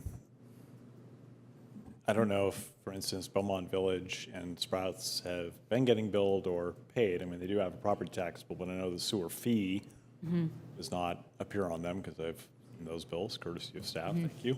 And so those would potentially be billed as a result of this study? any property receiving service will be billed appropriate. The goal is to bill those properties according to the service that is being received. Great. That will be very exciting. It's definitely a nag, not just to me, but I'm sure to many, many people for many, many years. I guess for anybody who's listening, just to be clear, even though we're sort of mixing taxes in these bills, we're talking about a fee. A fee is a charge for service that is proportional to the cost of the service. So basically, whether an entity is tax exempt or not, if they're sending sewage down the pipe, they're receiving a service, and they should be charged for that service, just like they're charged by Waste Management for picking up their waste and recycling. On the alternative structure that you described, I think I saw there was a line that said that above 5, I might have understood, but I might not, about, yes, this, stepped formula declining per unit rate after 5 ERUs. So does that refer to if there's a multi-residence building that has, say, 10 residences, then it would be a lower fractional ERU per residence? Yes, and that's specific to the current rate structure. Before those first 5 ERUs, I believe they're all charged for a whole ERU. So the alternative within multifamily would apply that to every dwelling unit, not just those above 5. So it would be, so the alternative would be 0.84 from the start. For 3, 10, however many there are in the building. That's correct. Okay. Okay. And so it wouldn't matter if it's a studio or a 3-bedroom apartment, they would be charged the same amount? Yes, it will be based on the parcel's user classification, if it's multifamily, and then the respective dwelling units on that parcel. Okay, thank you. Are there other council questions? Okay, I have a couple. Mark, this may be more for you. Sorry. Does the consent decree end at some point? Can you remind me how that works? Sure. So the consent decree, I think it was signed in 2014. Does that sound right? And then it sunsets in 2035. But this is where the check-ins come in. So we have 2 check-ins. One we had, 2020, I think, and then 2030 is the second check-in. And this is where we meet with EPA and they review the output. There's a big complex model that we use to show compliance. And so we have check-ins, these 2 check-ins, and that's where we see, are we on track to meet it or not? And so if we're not, then we are subject to these potential revised work requirements, and that may extend it. So our endpoint right now is 2035, but it's really subject to meeting the check-in requirements. So when it does end, does that have any impact on the fees going forward after that? So yes, and so I think that's where we look at this fee study is really let's call it like a 5-year time frame. So we wouldn't extend it beyond that, but as we get more and more information, we can set the fees based on what that reality is. And if things go great and our capital goes down, that would get incorporated. If there's additional work requirements, that would get incorporated. Okay, great, thank you.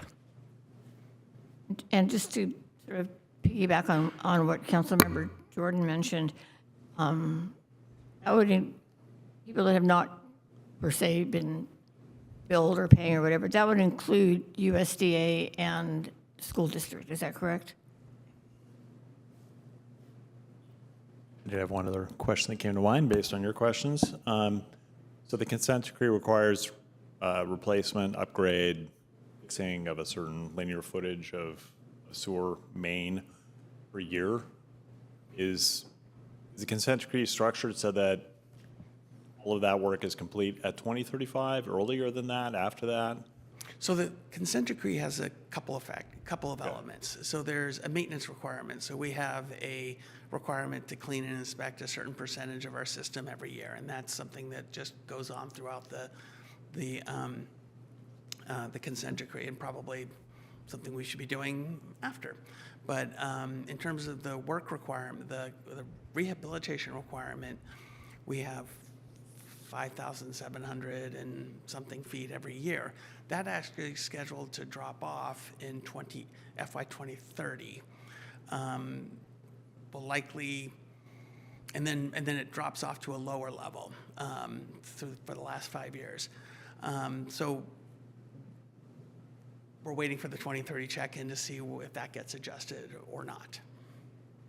So if this rate study is potentially to lead to adoption of a new rate structure in 2028, would that be adoption to cover the 28, 29, or fiscal year 29? Would it be before, enough time for that the property tax billing cycle? Is that what's in mind? Or My guess is our capital would not drop off immediately because there are still other things to do. So I think we're assuming our capital expenditure would continue on similar levels, at least through the term of this rate study. Okay, great. Thank you. That's very helpful. That's what I was after. I was just going to add one item. The proposal would be to implement the first year in fiscal year 2028. You can adopt up to 5 years of rates at a time. So the council could choose to adopt a full 5 years, and if conditions improve, you can always implement a rate that's less than what's noticed. You just can't go above what is noticed. So there's different there are some mechanics there to play out, but you can adopt up to 5 years and always go lower if prudent. Thank you. And so, yeah, I guess I misunderstood the schedule because I thought that 2028 was when the rate study would be done, which, I don't know, maybe I misunderstood that. Yeah, sorry, fiscal year 27, so it would be, I think we would be looking for completion by this time next year. Okay. To implement in the summer of 27. That matches my knowledge of government processes more so. Thank you. Timelines. To respond, Mayor McQuaid, to your question, and Councilmember Jordan, to your previous question, as we're working towards final data regarding the billing assessment and getting towards our updates to the billing process, we can provide another update through the city manager regarding any specific properties. Great, thank you. Are there any other council questions? Councilmember Mickey? Yeah, I was originally going to hold this because I'm not sure if it's a question or if it's a statement, but maybe I'll pose it as a question. So, knowing that we're in the process of understanding maybe the parcels that we have not billed in the past that we should be billing, knowing that in theory will raise revenues, but also recognizing that in the formula changes and the alternative that I'm a little at a loss as to in the commercial formula if that means we'll end up with like generally net the same for commercial, or if that means that commercial is going to go down or up, or industrial go up or down. Right. I mostly ask that because that all goes back to the ERU, right? And I'm trying to figure out how much of a potential change, which I'm not asking for an answer tonight, and I expect that we'll have more information later.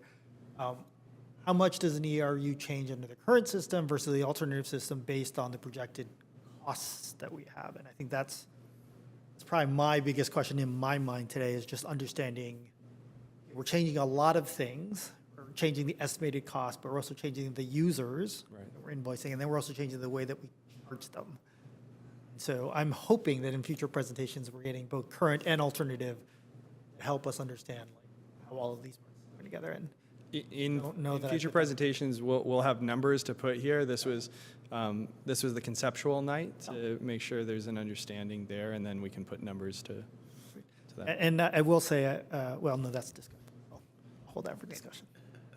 Just add a comment to that part of the reason we're pursuing this particular timeline as opposed to trying to squeeze this all in the next 3 months is because we understand that exactly that we are trying to do a lot here, and in service of creating a resilient mechanism and being able to do outreach and communicate and educate along the way, we want to take our time with this and get it done the right way. So then maybe I'll throw that statement in now really quick.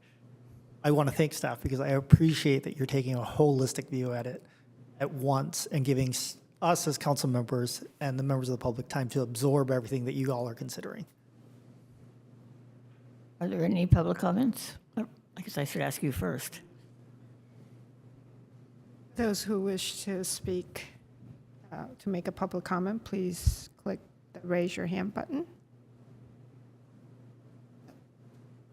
All right, bring it back to council for comments. Thank you. Yes, I had a hope and a desire that not just building type and/or building size would be taken into consideration, but that the size of the property the building is on would be taken into consideration. And so to provide maybe some anecdotal evidence on the block that I live on, which is single-family houses for the most part, they're about 24. Block is 600 feet long. The 500 block of Pierce Street is about 1,700 feet long, and it has almost 1,000 residences on it. And I think the cost of providing service is not directly proportional or linearly proportional to the number of connections. So for instance, on my block, there's approximately 30 feet of sewer main per residential unit, whereas on that block of Pierce Street, it is 2 feet, maybe. Now, it must be a bigger pipe by far, but the cost of installing a pipe is not linearly related or directly proportional to the size and the diameter of the pipe. So I don't think it's fair for those that own a residence in a multi-residence building or own a multi-residence building to be paying, I think even pay 0.84 ERU, but this gets into the rehabilitation cost, the capital cost, the maintenance cost. The maintenance cost, presumably it takes a certain cost to flush a certain linear footage of line. So I would like to see population density taken into account in the rate setting. And I guess, yeah, that does bring up a question. So for instance, Gateview, there's about 500 residences there, but they're all owned by different owners. So would that be considered a multi-residence ERU rate, or would that be considered a single residence ERU rate? So let me speak to two pieces of that. The first piece of that, in terms of the proportionality piece of this, we're in an interesting situation with the sewer system where we can consider some of it by the proportionality of the pipe that is directly servicing a property, but we also have to consider the system as a whole, which may not be geographically linked to directly to a specific property. So there are some costs of maintaining the system that that are more about the integrity of the system as a holistic. For lack of a better word, I'll repeat the word system. So we're taking into account, again, with the ERU, with the proportional ERU structure, sort of both of those considerations, and how nuanced we can get with the rates is limited by just the complexity of that systemic analysis. The second piece of this, in terms of the ERUs for the Gateview complex, I would have to look that up, but we could certainly. I don't remember that offhand. It'll be a multifamily. Okay, great. This is why we have a Mark. Yeah, thank you. As a hypothesis, I would posit that if all of Albany had the population density of the 500 block of Pierce Street, that yes, it would require a more robust system because the pipes would have to be bigger in every street, but that the cost per residence would be substantially lower than it is under the current system, because you have this much more extensive system to cover these fairly low population density portions of the city, which my wife and I are fortunate to own one of those residences, and we benefit from the lower population density, but that comes with a cost because we have more road, we have more sidewalk, we have more sewer, we have more power line to serve our grand high quality style of life, and so we should pay for that. Part of the discussion, if I may jump in. President, I totally get where you're coming from, and I'm a little bit nervous about what the math is involved in order to do that. I would flip the conversation maybe a different way to say, as the City of Albany builds more ADUs, as the City of Albany transitions from single family to 2 units or 4 units on a lot by state law, on many of our lots we can't go to 4, we in essence will have more residential units on the same amount of land on the same amount of sewer system. And as such, in theory, the overall increase in cost will level or drop. One could think of it that way. So I would say while perhaps a system as you described might be more fair, I believe it will likely be much more complicated in calculating. Versus if we as a community continue to grow and continue to densify, perhaps maybe not quite to Pierce Street, the overall cost per user will go down if you hold dollars even. I would offer this rate study to cover 5 years.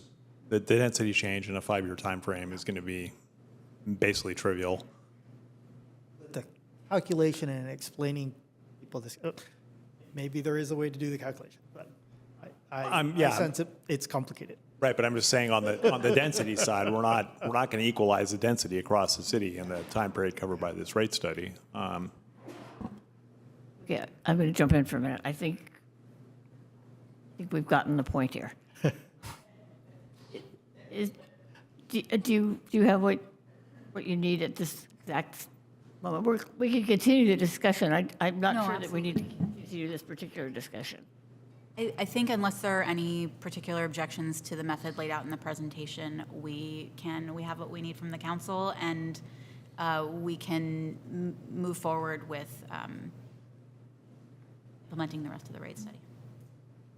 Well, I just want to say I have lodged an objection. I think it should take into account property size, the number of residents on the property, so both the building use type and property size. I think both those should be factors in this. Could I ask, could you explain your desire to incorporate property, or let's call it lot size, versus just building? Yeah, so for the reason I gave, that in this example, there is a street in Albany that has 10 times the number of residences as the block that I live on per linear foot of street, and I don't think the capital cost of providing sewerage to that higher density is 10 times higher, even taking into account a system. And so the thought experiment I proposed was if the density of all of Albany was that high, which was 300 residents per 600 foot of pipe, would the cost of the entire system be 10 times as much? And I don't think it would be. And so therefore, currently those residents, I mean, they're paying the same as I am currently per residence, and that just is wildly unfair on the rehabilitation side.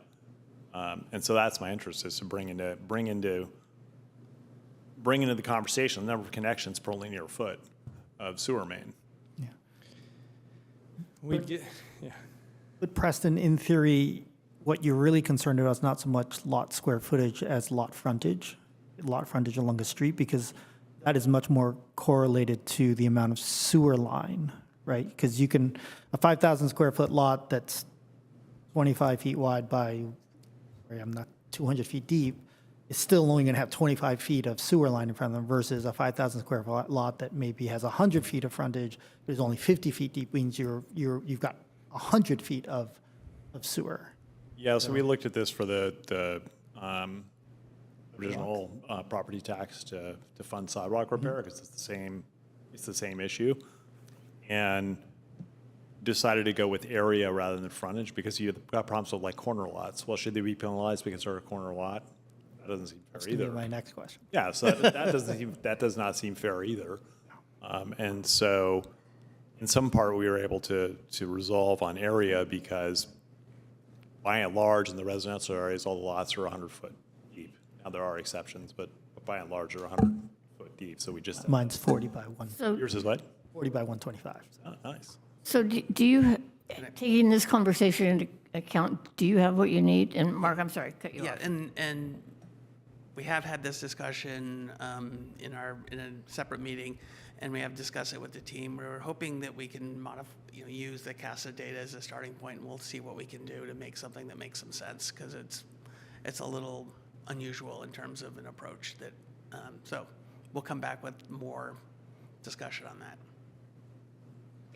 I guess one other thing, I think probably I don't know, is the CASA data California-wide? Yes, it is. Okay. So, I mean, it probably scales to Albany, but I mean, I know the household I'm in has 3 people and we use 50 gallons a day. I doubt 160 gallons a day is standard in Albany, but that's right. And that's fair. So we kind of triangulate all of this with other sources. We look at the Census Bureau household densities by different dwelling unit sizes, right? We can look at summarized data from East Bay, right? So we can make sure that that definition is informed and local. Yeah, I mean, to be clear, the reason I'm bringing this up is, should there be anybody listening, wasn't to say that that's wrong. I mean, I imagine a 2-person household uses 30 gallons a day in Albany, so it's all relative. So you have to amortize the cost of the system. You might think of it more as, how much does a household of this type versus a household of this type use, the ratio to each other, rather than the absolute number, because the absolute numbers probably don't work for Albany. Just in terms of communication. I'm just saying, if you use 160 gallons a day and you communicate to that people, you might have a lot of households going, well, we don't do that, so what are you talking about? We should be charged less. Okay. And with that, we will move on to the next item. Thank you all for being here and for your presentation. Thank you. Okay, that brings us to new business 11-1, city sponsorship of Solano Avenue Association Solano Stroll 50, and temporary street closure for the Solano Stroll. May we have a staff report, please? Yes, thank you, Mayor, and thank you to Ellen Kane for wading through our agenda this evening. This is a discussion item for the council with regard to sponsorship of the Solano Stroll 50, which is an amazing accomplishment. I also want to recognize that we had a stroll this past weekend with a really good turnout, so appreciation for all the planning and effort that went into that. The staff report basically speaks for itself. I know you've had this agenda item before. At this point in time, based on overall budget, it's advised that $20,000 be provided for sponsorship of this community event, potentially $10,000 coming from discretionary fund, with the other $10,000 coming from our event budget within economic development. Under financial considerations, you see a summary of previous funding amounts that have been provided, and some of that varies based on the one-time unique opportunity of the Rescue Plan Act funding, and really just working through the pandemic and getting people back out on the street to participate in community events.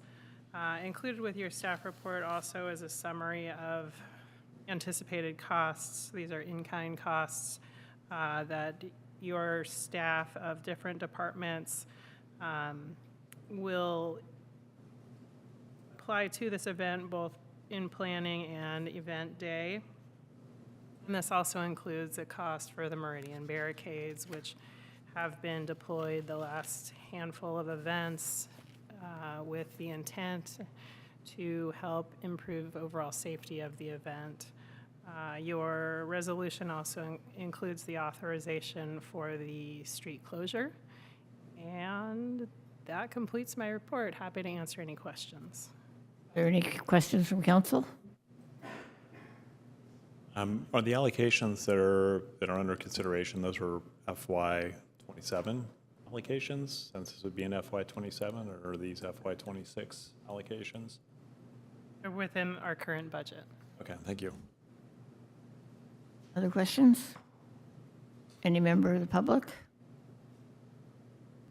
No. Anyone who would like to speak, please click the raise your hand button. Ellen, would you have anything you'd like to add? Sure, I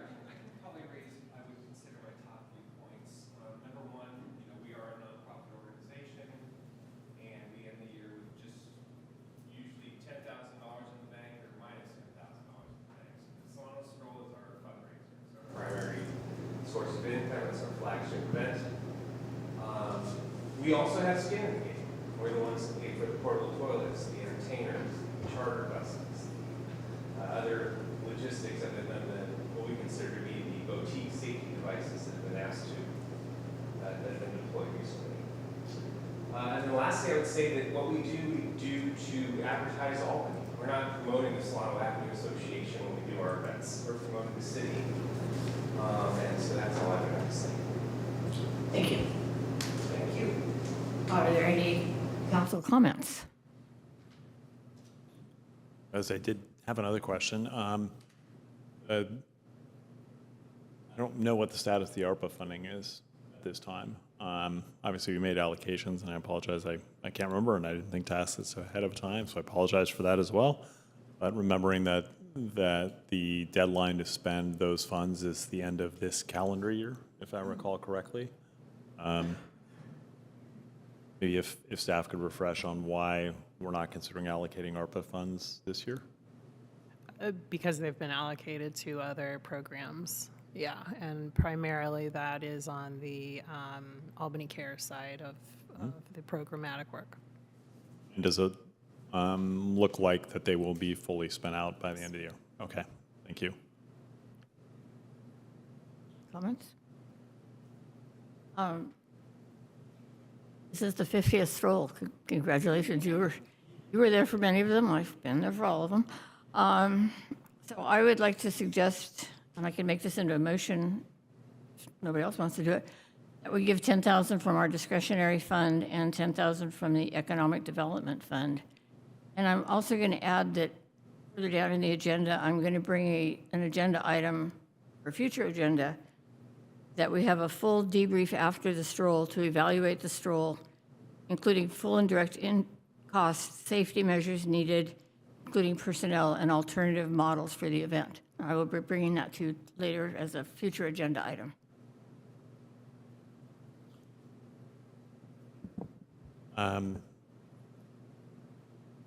But so in years past, according to the staff report, been contributing $25,000 approximately to the Solano stroll and $15,000 to the strollish events. If I have that correctly.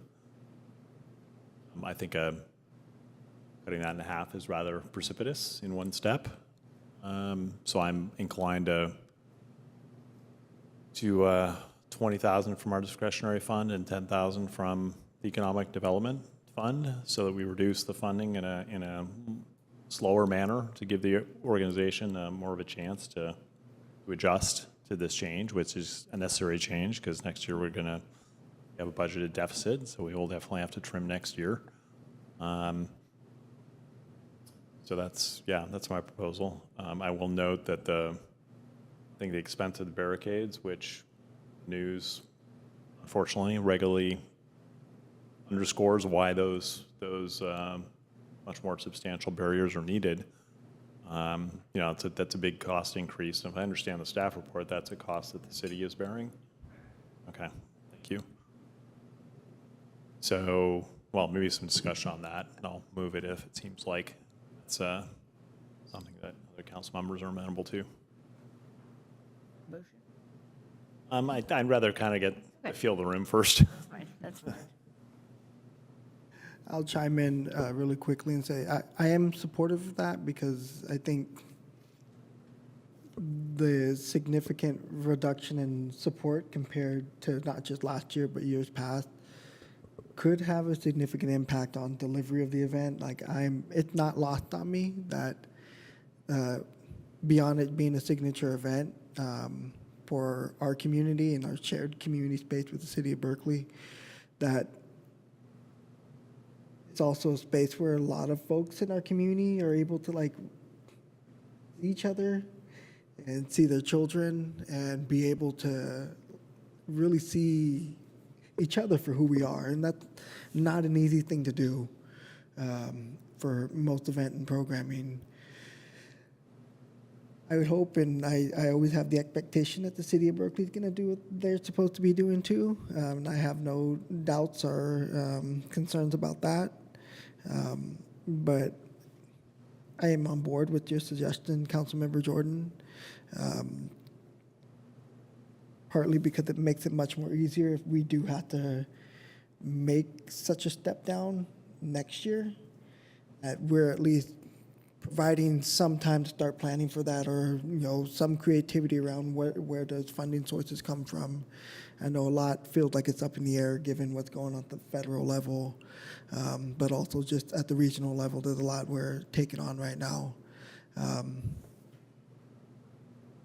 I say why I'm not saying because we have it, we should spend it all, in terms of discretionary funds, but I do think while we have it in front of us and we can still support, robustly support community programming and events with our local nonprofit partners in the community, we should.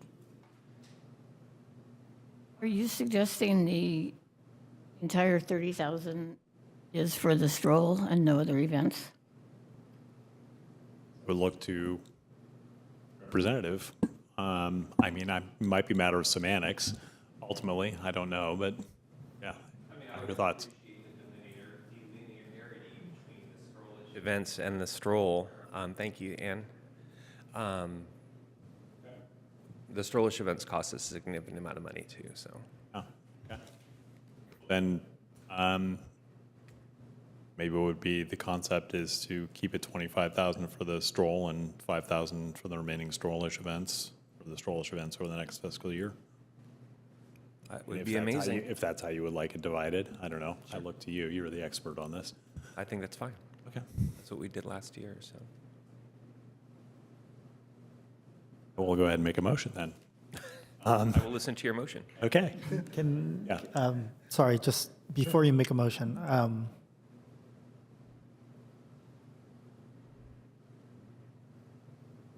appreciate the intent of the motion. Appreciate that providing additional funding will help the strollishes, which are nice that they just cause more frequent activity on Solano Avenue.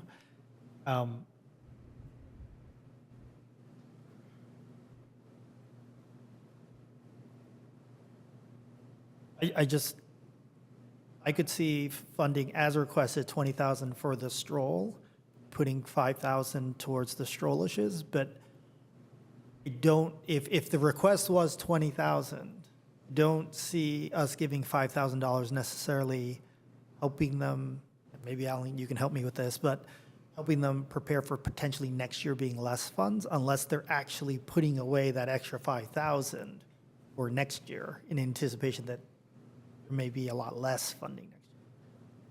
Does that make any sense? Like giving them 25,000 this year, if they're not actually saving that money or saving funding that they're getting from somewhere else, that's still not helping them for next year. May I jump in? Sorry.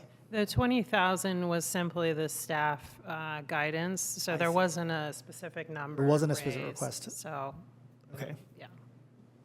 sorry, that's helpful. Was there a written request from the Solano Avenue Association for the support? We receive the packet from Okay. them every year, so yeah, Thank you. it's well detailed. Yeah. Okay, thank you. You know, I want to comment on a couple of things. The city already spends $100,000 on this event, which is a lot of money. I think we need to remember that as we're talking about how much does this cost us. It doesn't cost us 20 or 30,000. That's not what we're giving them. We're giving them 100,000 plus. And I think that's really important to highlight. And the other thing is, the strollish events are nice. They're fun. I was there on Saturday. It was fun. I don't supporting it. The avenue is very vibrant. Solano Avenue Association has certainly helped with that. I don't want to diminish them in any way. But I don't think those events are something the city needs to be sponsoring or financially sponsoring. And the other piece, sort of to your point, I think for the past 2 or 3 years, we've said, we can't keep doing this. We can't keep doing this. We're going to, we're not always going to be able to support it at this level. We keep supporting it at this level and saying, well, next year we won't. I think they've sort of heard that the money may not be coming every year. So I'm back to the 20,000. You have a motion and it's different, so. But I don't believe there was a second, is that correct? I stopped it before there was a second so that we could. I haven't made a motion yet. Oh, I'm sorry. I stopped Preston from making the motions. Okay. Well, and I just want to, as a reminder in here,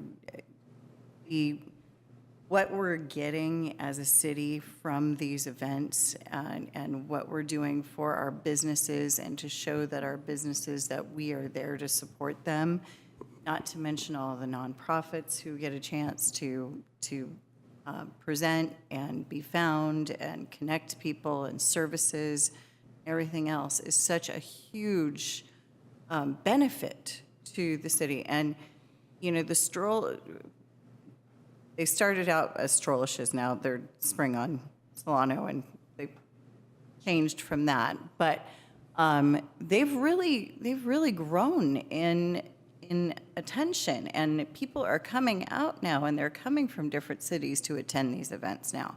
They're getting much more popular, and I think, you can attest to that. Just seeing it on Saturday was a much more robust, and it, as with any events, it takes time for things to develop, and I think we're really starting to see that develop here with this, and it's more of an expected event, and it's also gotten through to a lot more of our local businesses on Solano that, oh, hey, I can't, where, maybe I don't like to participate in this one, but this one feels more comfortable and feels more well-suited for me, because we're not all the same. It's got to be, and I think the Solano Avenue Association's done a really great job at trying to be as equitable as they can, having one on a Saturday, having one on a Sunday, and doing these things and constantly working to improve it and make it more efficient and effective and what am I trying to say? I'm lost words. I'm too tired. But basically that there's much more collaboration, that's much more involved people within the community, and it's also exciting for some of these newer businesses. We've actually gotten quite a few businesses on Solano from doing some of these events that started out as just, a booth or a crafter or something, and they've turned into actual brick and mortar businesses in our city. So I think that that's also a huge benefit, and I just want to, put that out there. Anyway, I'll leave it at that right now.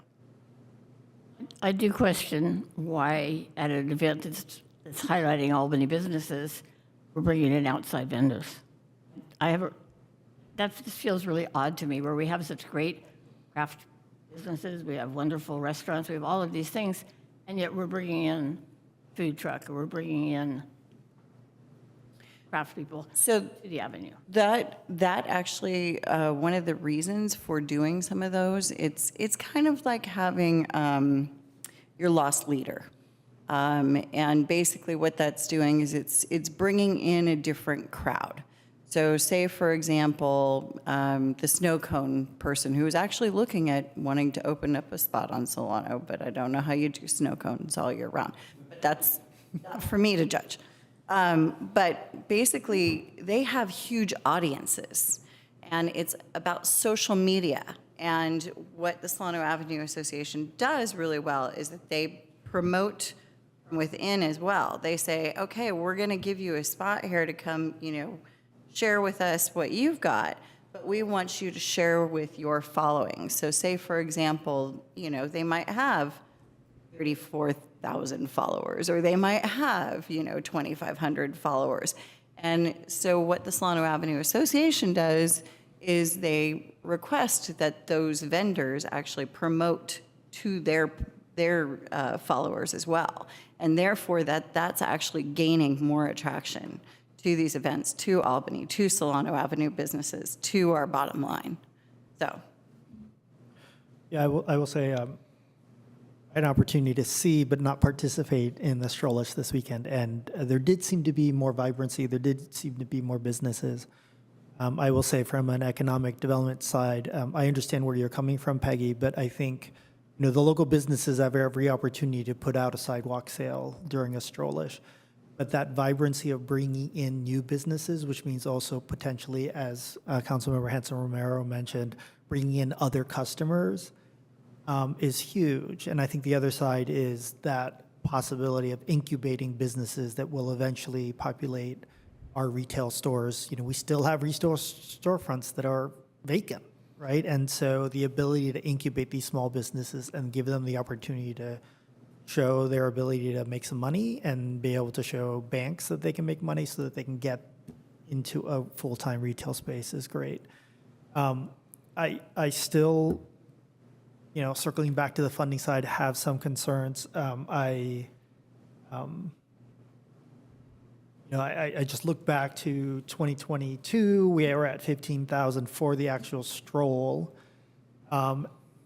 And knowing, recognizing that the original funding does not include any funding for the strollish, being somewhere at 20 or 25 and saying some of that should also go towards the strollish because we don't want it all in one basket. And the city is already putting $100,000 of in-kind into the one big event, which is an incredible event and absolutely needs to continue going. But we also need to recognize that there is this need to sustain people coming to Solano Avenue at different times of the year, seeing our businesses, having different businesses pop up that are trying to start up a business or bring different customers to our street.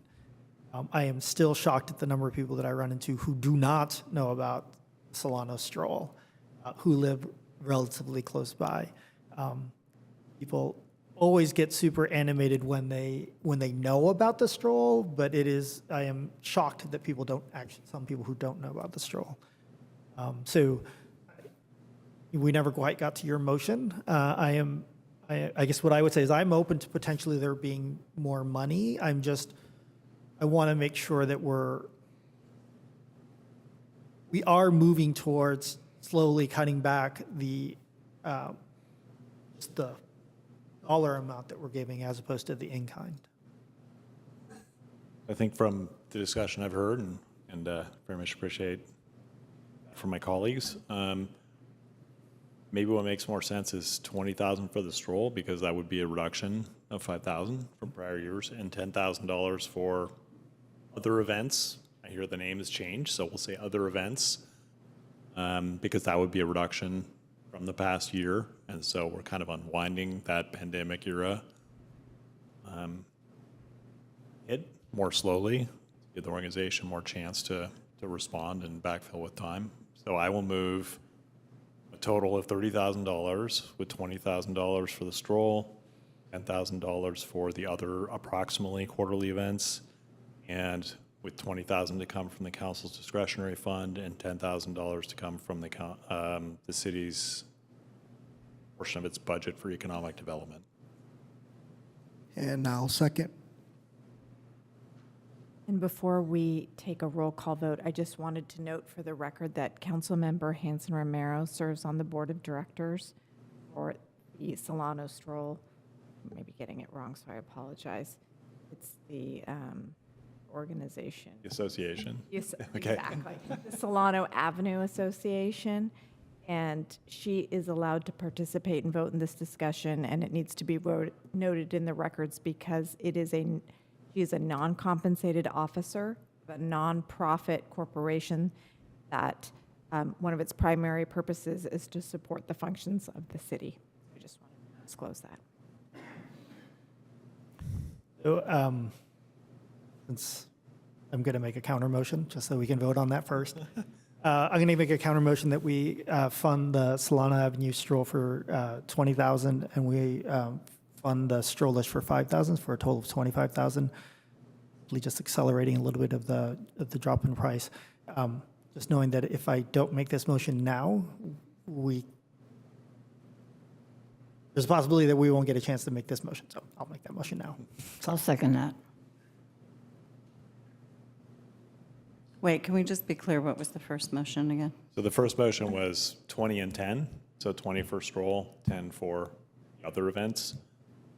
And then the motion, the substitute motion, so that was the motion I made, first motion. Then the substitute motion is 20 for the stroll, 5,000 for the other events. And when we were talking about this and this, you weren't necessarily going into the funding for the strollish events at this time, were we? We were just looking for the fund, just looking for the allocation for the stroll. Right, because the item is the street closure encroachment permit. Yeah, so we're not even really talking about the strollish events here right now. We're actually just voting on this. So I would like to make a motion that we. Hold on a second, Jen, I know where you're going. I just want to check with legal first. I was just going to say, I agree. It's not agenda. It's only agendized for the stroll and for the Okay. closure for the stroll. So Okay. I think any motion should be related to just the stroll, and we can bring back at a future meeting the other events. So I will amend my motion to be just 20,000 for the actual stroll. And I'm comfortable with doing 10,000 from the discretionary fund and 10,000 from economic development. And with the hope that we can agendize a future agenda item for strollishes.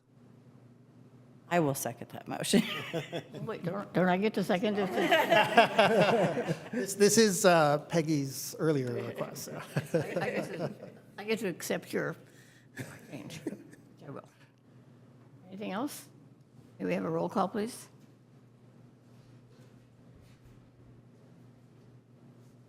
Councilmember Jordan, Yes.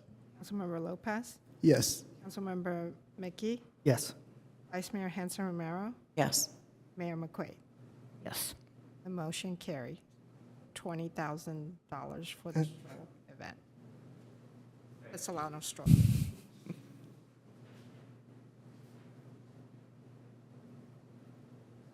And does the motion include the closure? Yes. Sorry, yes. We're going with staff recommendation 2, which included the closure and split the funds. I will stroll it right back in 2 weeks. So Mala, that was okay, that wrapped around in there kind of magically? Yes, I understood it as to be the staff. Okay. That brings us, Will you excuse me, I have to start in Canada. Thank you. thank you for hanging out with us. Okay, that brings us to 11-2, the City Council Ad Hoc Committee regarding climate change. And this is my recommendation, so I will give the staff report. Find it. Not a staff report, it's a report. So to give you a little background, Climate Action Committee was originally established as the Sustainability Committee through City Council Resolution 07-46 and has evolved in scope over time.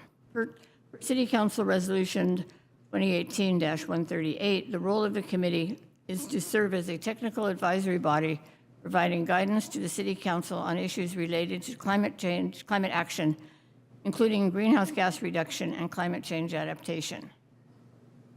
Over time, the City of Albany has emerged as a local leader in climate action, adopting one of the first climate action plans in the region back in 2010, and through implementation of current climate action and adaptation plan.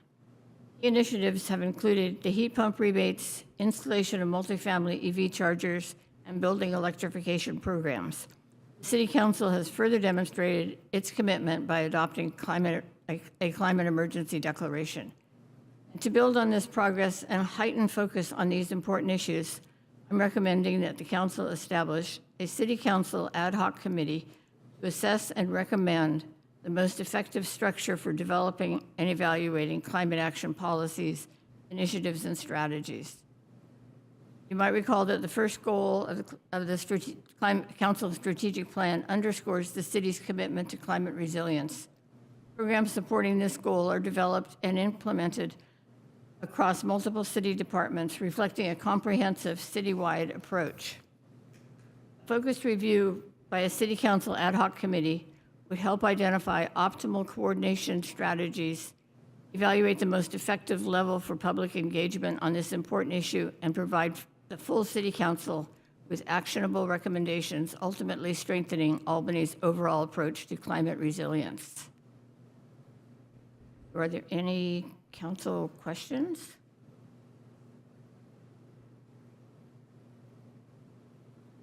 No, well, yeah, yeah, make you twitchy Yeah, on the right. right side. No questions, but just thanks for bringing this forward. Okay, thank you. Do we have any public I comment? have a quick question. So just to clarify, because I know we probably all got similar emails, none of this and nothing in front of us entails sunsetting of any advisory body such as the CAC. Thank you. If you'd like to make a public comment, please click the raise your hand button. We have 4. Okay.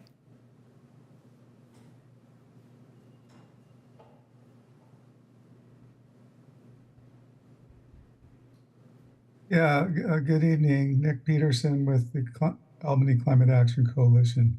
So, this sort of touches on what Robin was bringing up. I think it's great to see that the council itself is interested, or at least Mayor McQuaid is interested in looking into this into more detail. But having seen things like this happen before, we've seen, we used to have a full-time person as a sustainability coordinator, and that kind of went away. I would hate to see the Climate Action Committee be dissolved.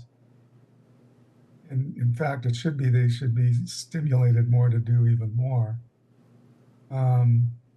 If this leads to recommendations that there needs to be more of a city champion to help coordinate and move these efforts along, that would be great too. But if it then just becomes 2 people from the city council looking at this and going, well, I think we've done enough, so we're trending along okay, so we'll just stick with business as usual. As members of the Climate Action Coalition have been stressing and pushing, and with the emergency declaration, even our current cap is out of sync now. We were kind of a leader back in 2010. We're not much of a leader now. At least I don't see the city itself as much of a leader, especially when I see all those gas guzzling police vehicles where there isn't even an attempt to do a pilot project or something. So things are supposed to be happening, but it doesn't seem like that they're happening quickly enough. And certainly the science is showing that, humanity in general needs to be doing more. I agree it's very bleak now with having a federal administration that seems to be totally in the thrall of creating more fossil fuel and more burning of fossil fuel through wars and hardships. But Albany should still set an example for doing as much as possible now to bring us forward into what will be the future for all the rest of humanity. So I'm a little confused and like more clarification on exactly what the intent of this and why are the city council members and who they are. I mean, how do they have the experience and knowledge to make these kind of evaluations? Thank you for your comments.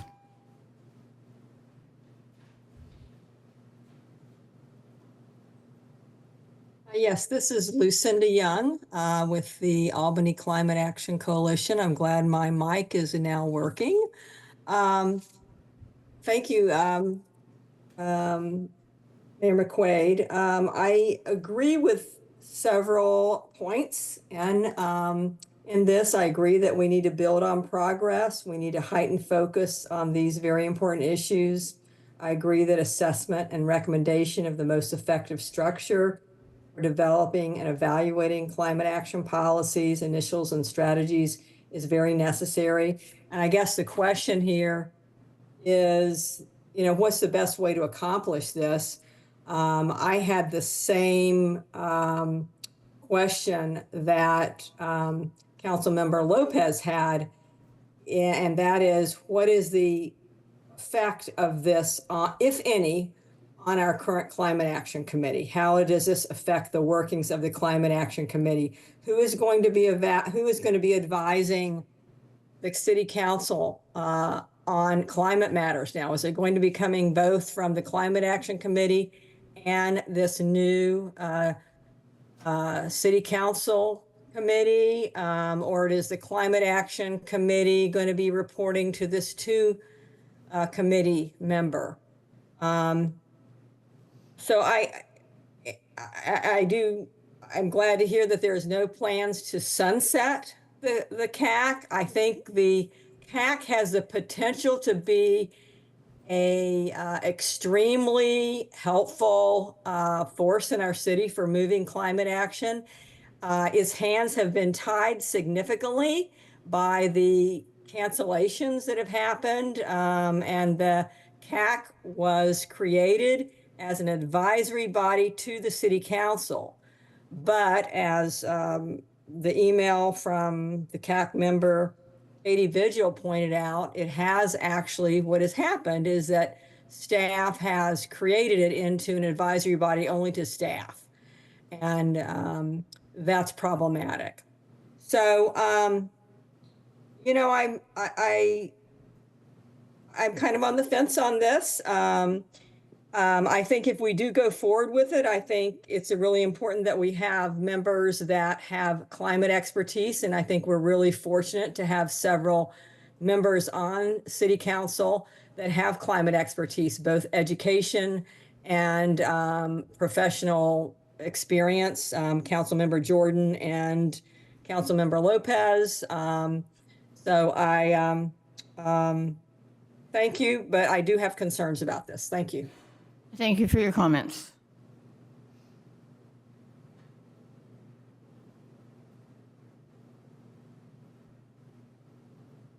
Hi, this is Catherine, also with ACAC, and speaking here in my capacity as an individual, though I'm on the CAC.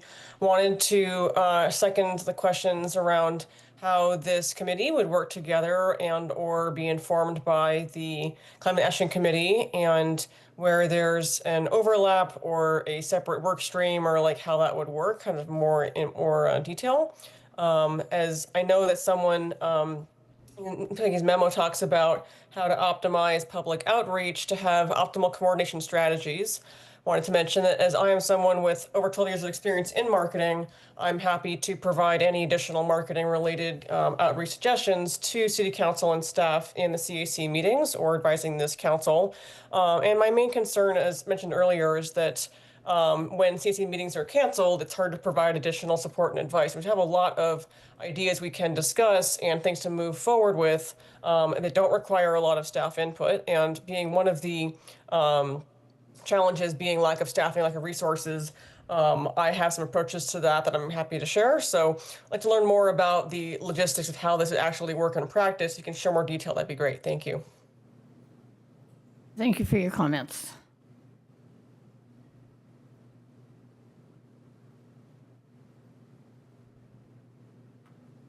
Hi, this is Jean Wu. I have mentioned many times to the City Council how important it is for the City Council to take climate and change and adaptation seriously.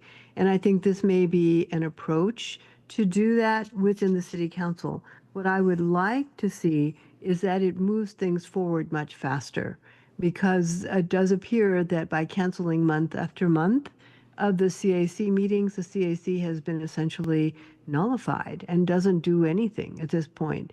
I would like to see that the City Council members who are on this committee work with the CAC and, if possible, come up with a way to fund a part-time, if necessary, sustainability director. Somebody who can actually keep on top of all the different threads of sustainability that need to be woven together and move forward much faster than they are at Albany. There's a lot of really interesting things that are going on now in Berkeley that we could work with them, and there are interesting things at the state, and it doesn't appear that the city is keeping up on any of that. So I would really appreciate if this does go forward, that there is a joint kind of working relationship with the CAC and potentially reaching out to work also with Berkeley, because Berkeley has now moved forward on a microgrids build. And that bill is in the legislature, and microgrids are actually the best for us to move into what needs to be a distributed energy future. So, and also, I believe that resiliency hubs could become microgrids. I think there's a lot of room for development here, and I think that Albany could be in the forefront, but we are not doing anything now. So moving this forward any way that's possible would be great, and if this is one way, then I appreciate it. Thank you. Thank you for your comments.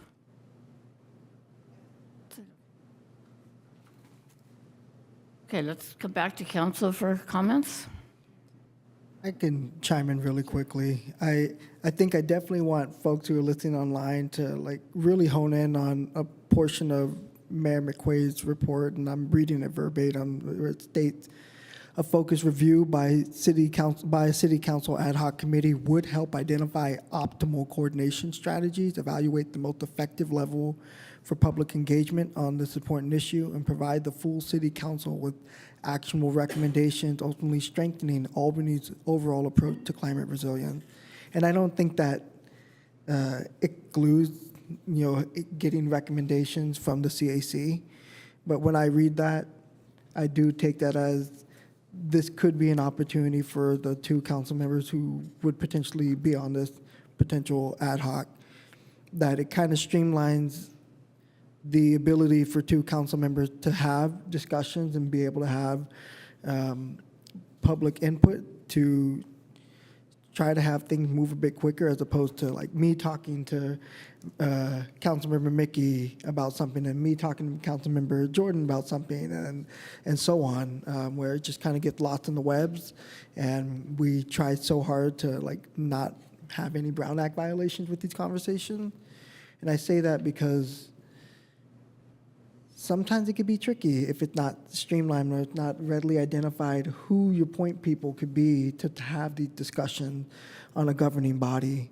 And if you have two people who can be your one to go up to bat for your community, to like say our state senator or our congress member, and our county supervisor, that makes all the difference in how information is streamlined, not just to city council, but to our CAC members as well, and to city staff, instead of it being lost and convoluted, or our city manager getting 5 different emails from 5 different council members on top of dozens of different emails from community members on the same topic. So I do read this as something that could yield more efficiency, but also yield something that, that key word, optimal coordination. I do agree. I think regionally, our city has been quite the leader in climate resilience activities and action when taken into consideration our limited resources. And this may be an opportunity to really elevate that and set a gold standard for other smaller cities.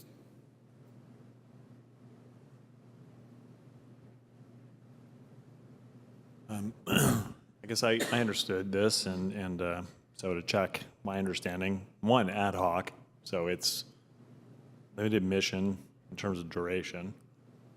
Its mission is to look at, to basically review the city's climate action and adaptation governance structure and staffing structure, and see if some other structure will work better. So it's kind of a meta committee in that sense. It would not be between the Climate Action Committee and the council. It would not be necessarily coordinating with the Climate Action Committee, because it has a fairly different remit than the Climate Action Committee. I'm seeing general nods of agreement. Maybe I got that right. Yeah, this committee would not be coming back to council with proposals for climate action, if you will. But you're right, to develop a more efficient structure. And as you talked about a little bit about ad hoc, not subject to the Brown Act. So that committee could reach out to various people in our community, to the Albany Climate Action Coalition.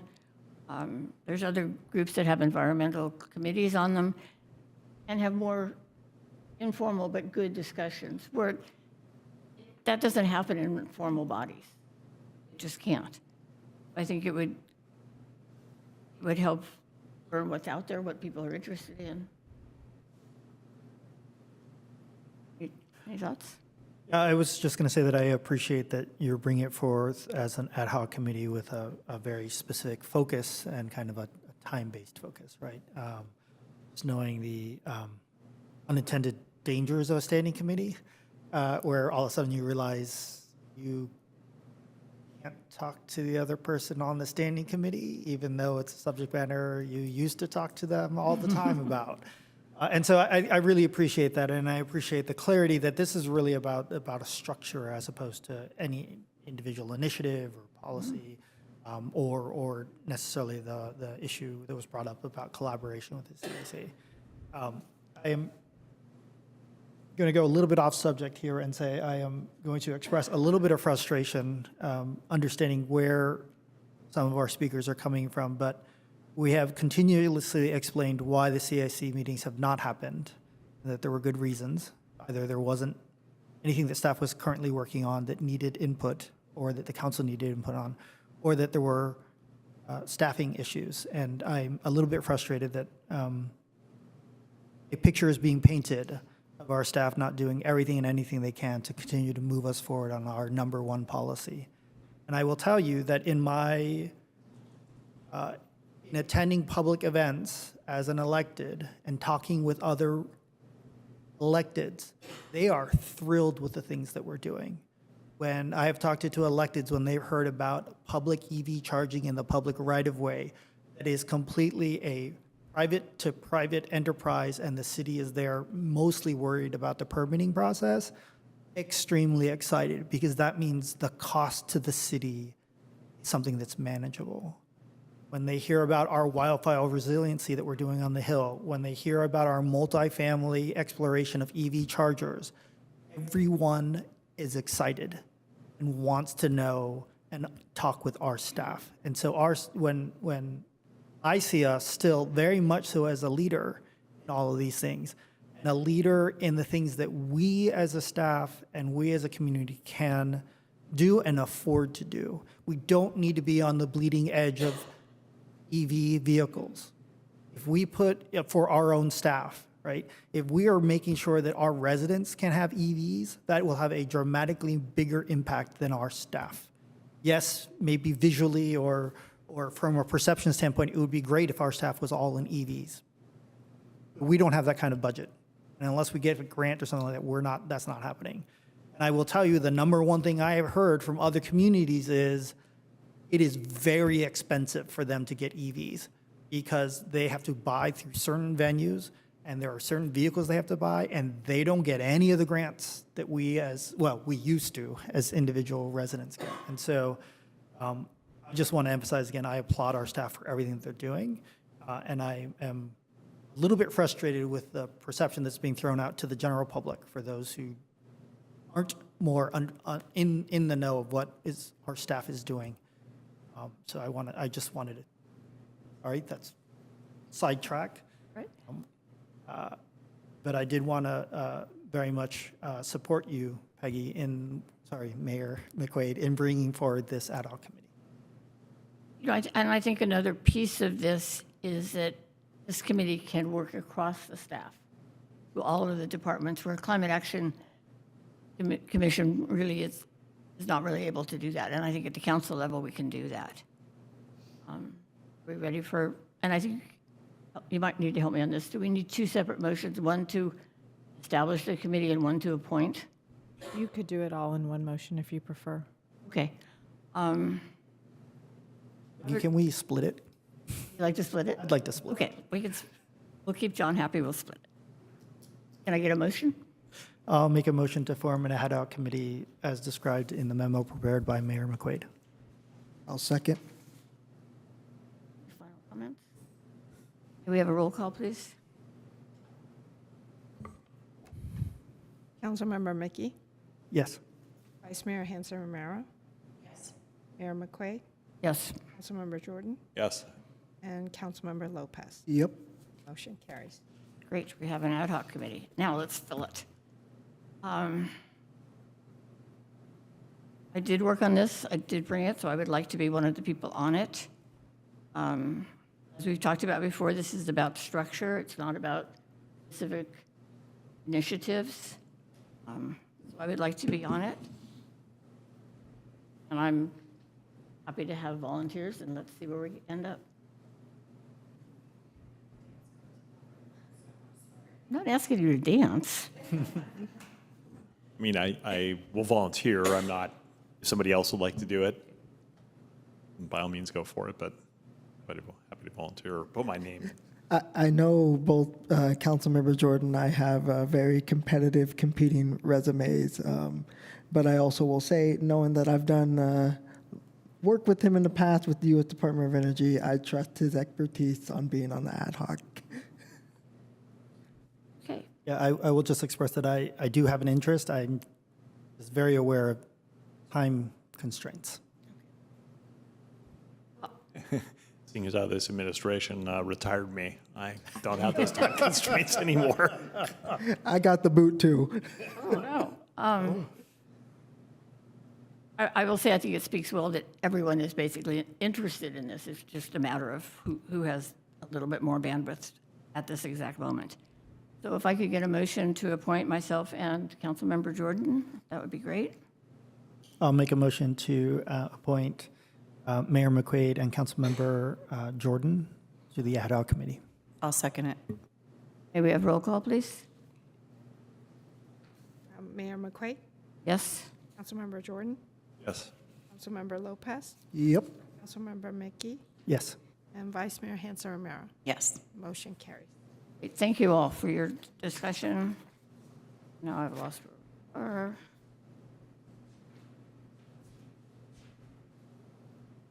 Okay, that brings us to item 12. Councilmember reports on meetings attended, announcements of future meetings. I'll start over here with Vice Mayor. I don't have any updates this time. Yeah, no regional meetings since our last meeting. It's just quirk of timing. There hasn't been much. Councilmember Mickey? Yes, apologies. Hold on one second. Okay, I don't believe I've reported on this. So I was able to attend, no, I did report out on the local, Civic Wells conference that I attended in March. I attended the Cal City's committee meeting on housing, community, and economic development. And I owe a report both to Cal Cities, but also to you all as a council. It was a livelier discussion than I've had in the past, but it was I think it was a really great conversation. Honestly, most of the discussion does not necessarily apply to Albany, but it does apply to the East Bay as a whole. Yeah, nothing major on my side. We did have our Ava Energy meeting last month. Since I previously was at the last council meeting, apologies for missing the last one of month of March. But we are in the process right now of vetting through several different Senate bills at the state level, to which we'll probably have some more clarity after this Friday's meeting. I sit on the marketing, regulatory, and legislative subcommittee. Once we vet through those properly and have something more solid to bring back to the full Ava board next month, maybe having some stuff come down the pipeline in terms of seeing if there's city level support for these same Senate bills that likely Ava Energy will probably be supporting as well. Aside from that, I tried to crash the Albany High prom, was unsuccessful. My daughter attended, and I think I got the boot quickly, like, you need to go away, you're not that cool anymore. Well, I don't know. I questioned it. Okay, I attended a Zoom workshop on regional fair housing put on by Echo Housing, and also the League of California Cities Community Services Policy Committee. I think we were on the other side of where your committee was on some of these issues. And I attended Spring on Solano.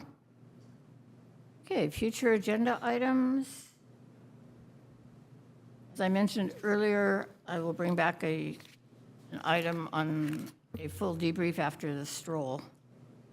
Are there any other future agenda items? Yes, so I intend to bring forward an item to consider providing funding to the Solano Avenue Association for the events other than the stroll that it operates. Okay, anything else? Are there any members of the public? And just to remind the public and us in arrears, that this is simply a time to mention the item, not to lobby for it. I don't have any hands. Great, okay. Announcements of meetings to come, they're all on the website. This week we have planning and zoning, park and recreation, and open space. And with that, at 9:45, we are adjourned.